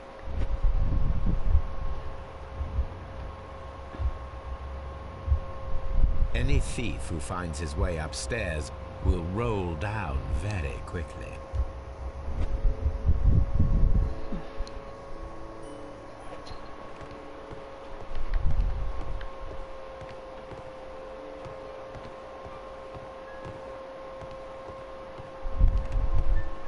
This window here. The ground floor window is a perfect way to escape the police.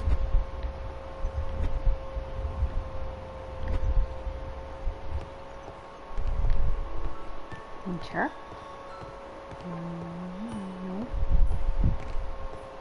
Oh, cupboard. I didn't realize that was a cupboard. This works very well. No one will escape through this window now.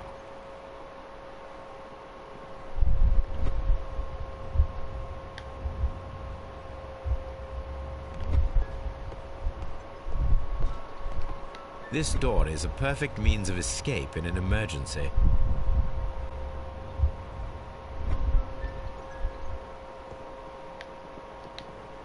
Oh, rope. A solid rope.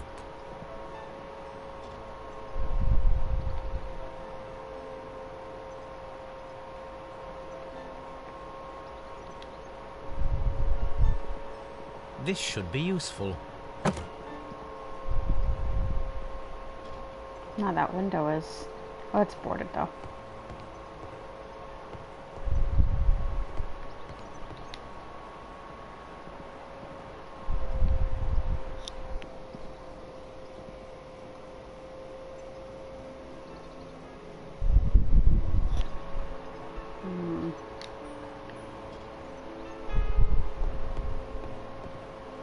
This door is a perfect means of escape in an emergency.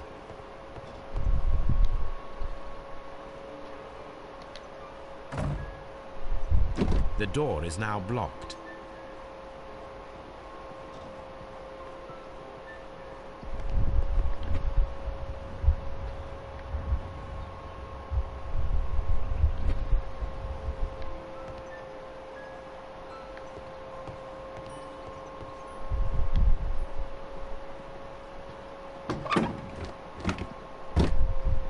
There is no ladder. If anyone falls here, he will need assistance to get out. Jesus! It's like death, death, death.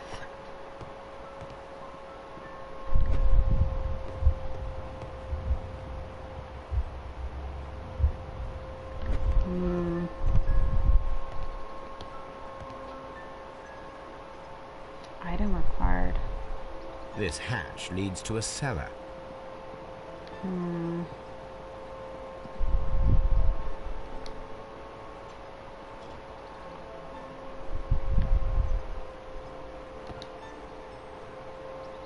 This should be useful.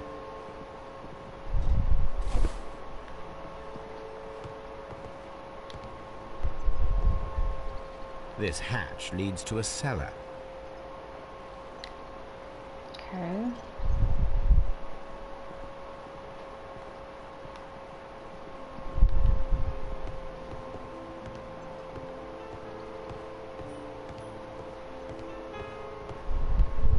Let's go over here.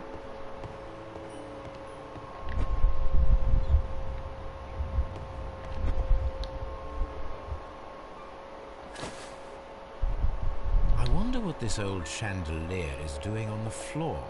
It looks as though it was poorly attached.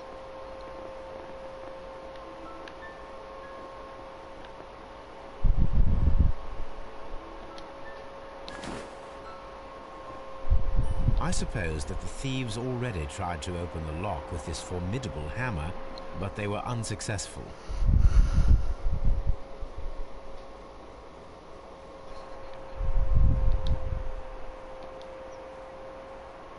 If anyone takes the hammer, the rope will uncoil and make the chandelier fall.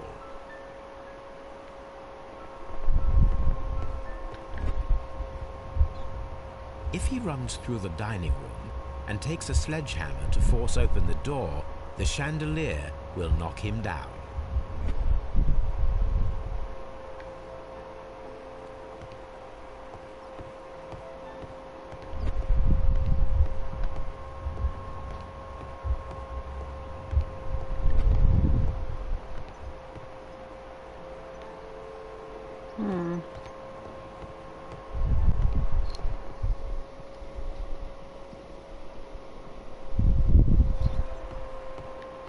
I'm missing an item.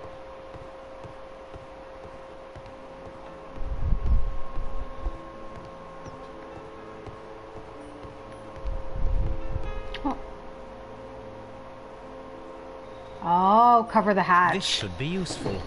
So it doesn't look like there's a hole there. Got it.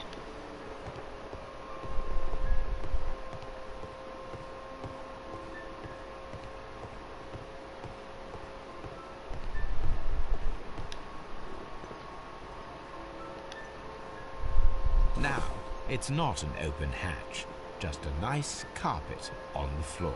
I should walk carefully here, else my plan will be ruined.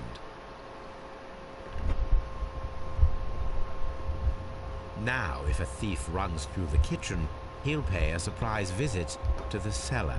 The traps for my circus companions are all prepared. I can leave now, but I'll return later with Charles Foley and his companions. Cool.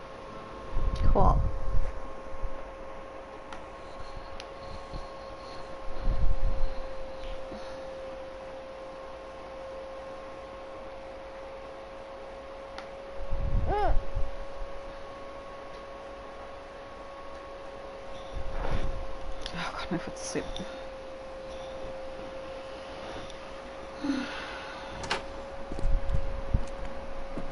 Police! Police!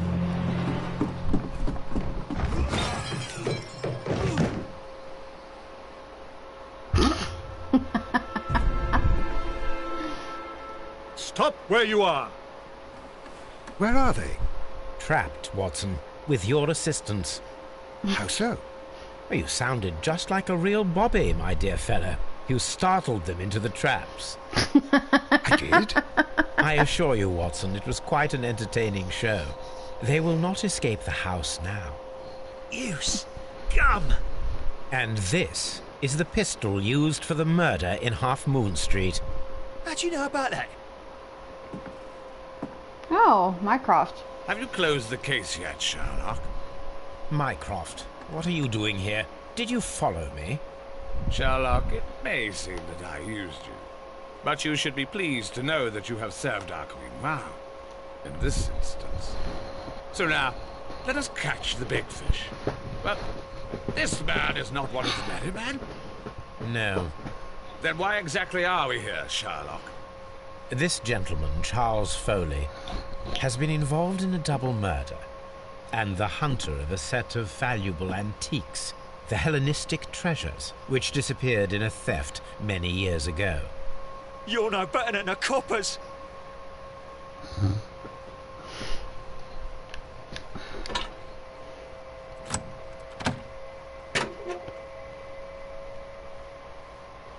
Holmes, that is incredible. The Hellenistic treasures. Indeed. Nothing but trifles. Where are the merry men? I don't know why you are asking me, Mycroft. They are yours to find. I'll see you soon, dear brother. Okay.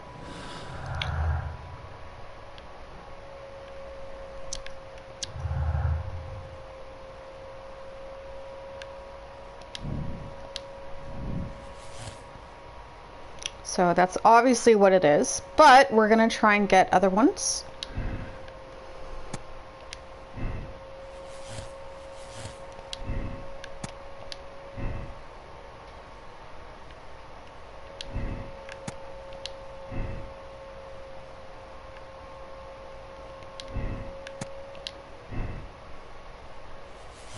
Which is that one. What other ones could it be? Oh yeah, there's a, I think there was a double murder one I did? Yeah, double murder. That's all I can really think of. Yeah. So Foley's Vengeance.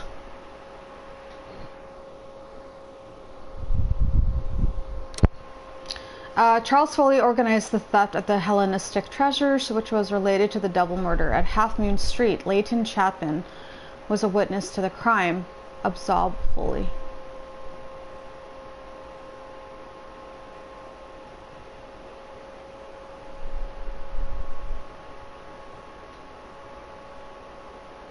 What? Okay, so why is it X is absolved, but condemn is now square. It's always been X has been condemned. Charles Foley would be in prison for organizing a grand theft. Since he is not directly guilty of murder, his sentence will be shortened. Condemn Foley. Charles Foley organized and executed a wicked plan of revenge with the added theft of ancient and valuable treasures. He deserves the rope. Okay, 1 second. 1 second. 1 second. I'm a little bit annoyed that... Sorry, 1 second, guys.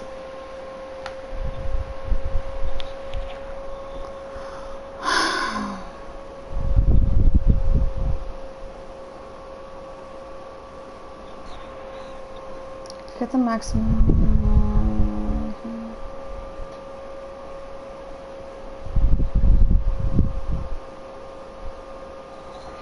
Okay, well, I'm fucking condemning them. I almost pressed fucking X just because I thought that was condemned, because normally X is condemning it. Which is kind of really, really annoying.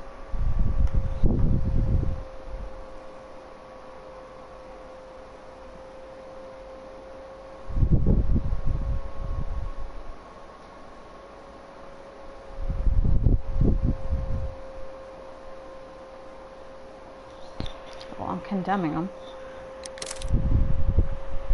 Confirm this. Charles Foley. You committed the crime of premeditated murder and of theft. You will be severely punished for your deeds. You are pitiful, you Scotland Yard dog. Save your words for the gallows. I'm sure the journalists will love them. I shall leave now, Watson. Gentlemen, please take our friends here into custody. Where are you going? I have unfinished business. I'll see you at Baker Street.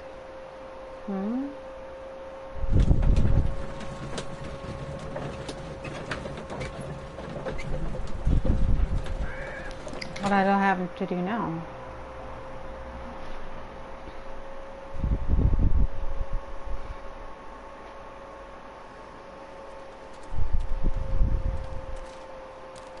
Be careful with the lamps. Don't bring them too close to the barrels. Good evening, gentlemen. Who's there? That is of no importance. What matters is who you are and the plans that you have here. What the fuck? So you can stop us from carrying them out? Eventually, yes. Hey, careful. You'll blow us all up. I'm listening. We are a group known as the Merry Men. But I suppose you knew that already. We are the men who've already lost everything of value in their lives. We are ruined shopkeepers. We are workers who were fired from their jobs. Honest people who were robbed. We were forced out from our homes and thrown onto the street. And all of this in the name of the so-called law. The laws that were set out by our government. The laws that make the commoners only more vulnerable and the wealthy more protected. We are not only from the British Empire. Some of us are from the New Lands, America, Australia, and we are many. But men we are still, and we are merry for that we stopped being afraid. For those powers that be had done their best to plant the fear inside our souls, and we accepted it so easily. The fear advised us to keep our heads bowed. It prevented us from fighting. Bankers and politicians, they own our lives, our work, our bread, and they push us to compete between each other, just to see who may serve them better. But in the end, they are the few, so they are weak. They are nothing without their titles. We should not fear them. Our so-called masters should fear us instead. The time has come for our group to stand tall. Our great and many merry men. We are going to blow up the London Stock Exchange. No life shall be lost. But ownerships, debts, and property titles? They shall all be destroyed. They're only papers, after all. So many people will be freed over this night. Okay. That is a radical step to take. What result do you truly expect? Chaos. But soon people will understand that they are free. and that they don't belong to anyone. They will be able to work for themselves, together, That's not how it's without gonna letting work, the rulers though. dictate what to do, and finally justice will arise. What you are intending to do is a crime. It is not justice. How do you see justice then? Kids go to prison for a loaf of dry bread. And how many lords do you see punished for stealing from their people, sending them to their deaths in mines or overseas to fight for land? Our masters wouldn't hear us. So now it's time to sing the song of the merry men. When You're you just let gonna us make do it our worse duty. for everyone who's like you, though. Can I pause? Okay, I gotta think about this. So I guess I'm assuming I either have to blow up or what? Not blow it up?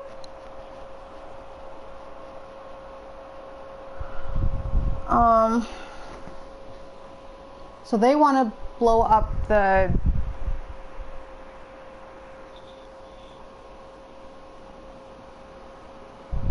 I'm confused. So if I blow up this circus, that means they can't go through with their plans. And if I don't blow it up, they do go through their plans. So I guess I would want to blow it up.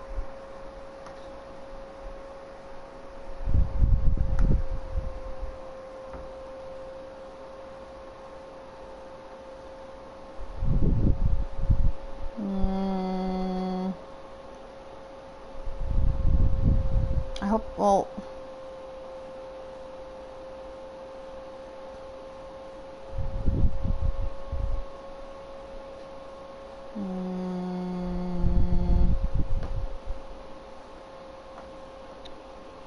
So I guess if I blow up the circles, that would be a good thing. Fuck, hold on, let me look at the trophies, you guys, I'm sorry. Let's see.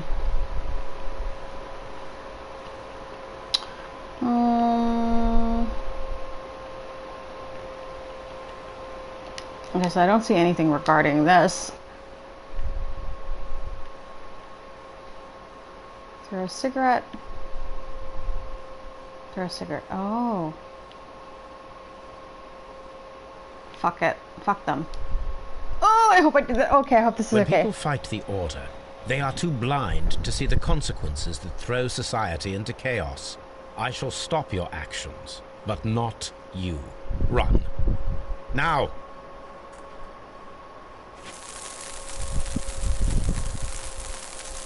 Wait, what?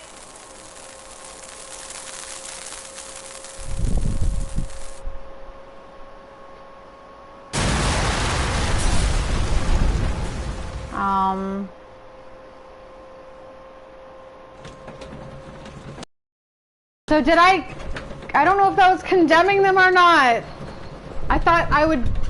Oh, I'm so confused. I'm so confused right now. I did want to stop them, that's why I threw the powder. So, you're interested in Russian literature now? Quite, lately. It is a Fuck. I remember a few lines. Really? I tried reading it myself, but I had a hard time understanding it. Yes, Doctor. It's about intelligence. Sherlock, I vaguely recall one of the lines.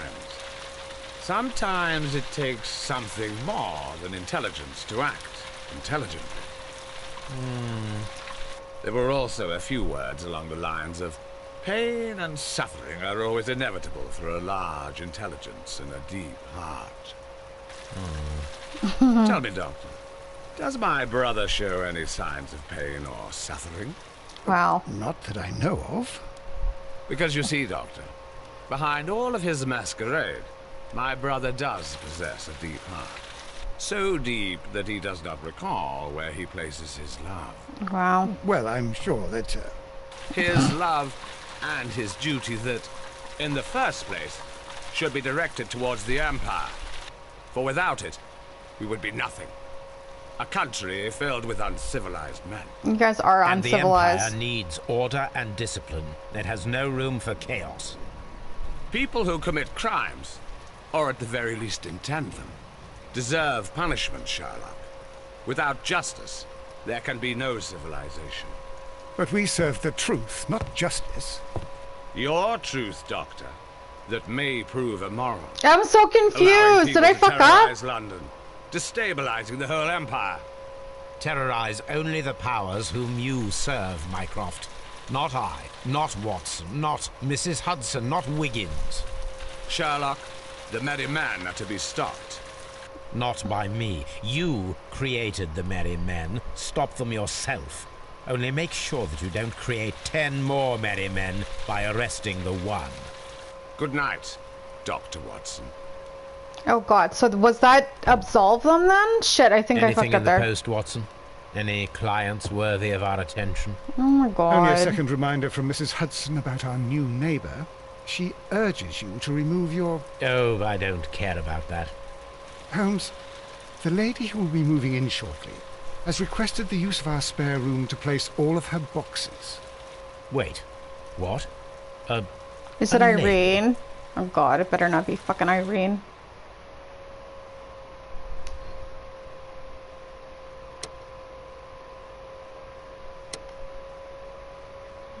Okay. Oh god.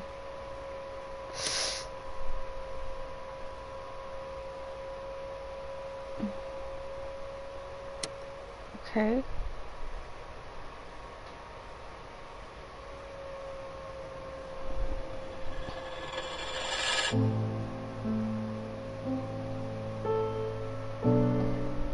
Oh, I did get it. Okay, good. I was like, did I not get the one trophy? Who is this? Oh, is this the second game? Oh wait, no, this is the Australian woman.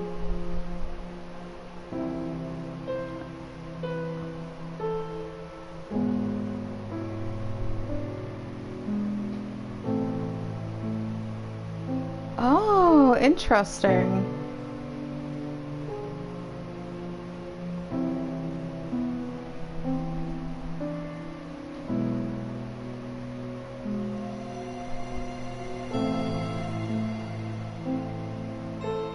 Oh, this is so cool, these credits.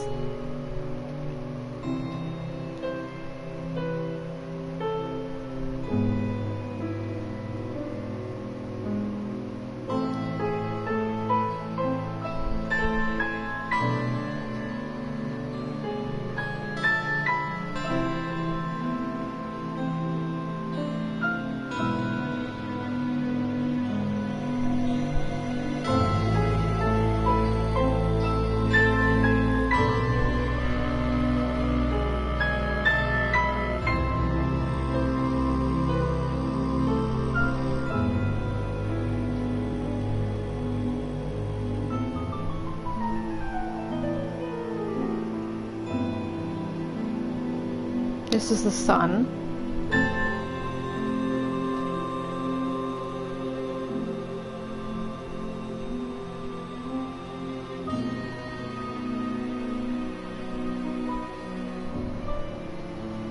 This is so cool. I love these credits.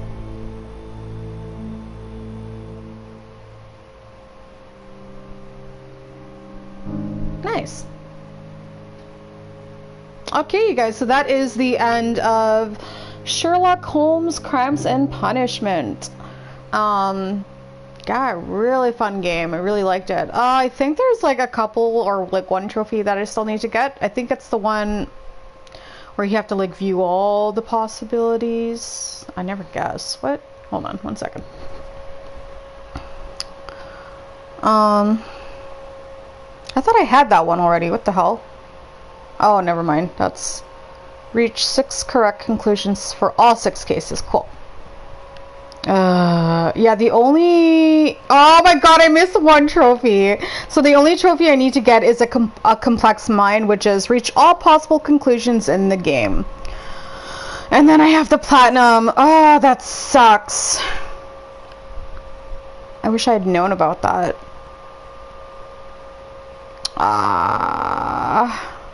But yeah, looks like I got all of the other ones, which are all pretty much story. Looks like story. Mini games, yeah. So the other ones are like finish 25 mini games without skipping. Receive maximum personality ranking. Yeah, so most of this is just like you get just by playing the game, except for, well, I didn't get this one, but yeah, it's a pretty easy platinum. Oh, there's a cutscene. Sweet.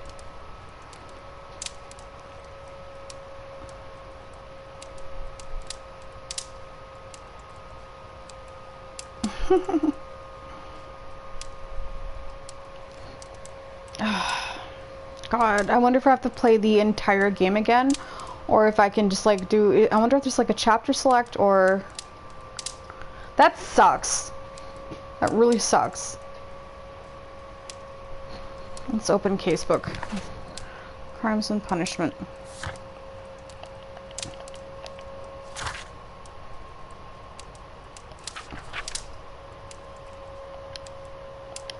See, I can't even. Yeah, hold on. Maybe there's something in the...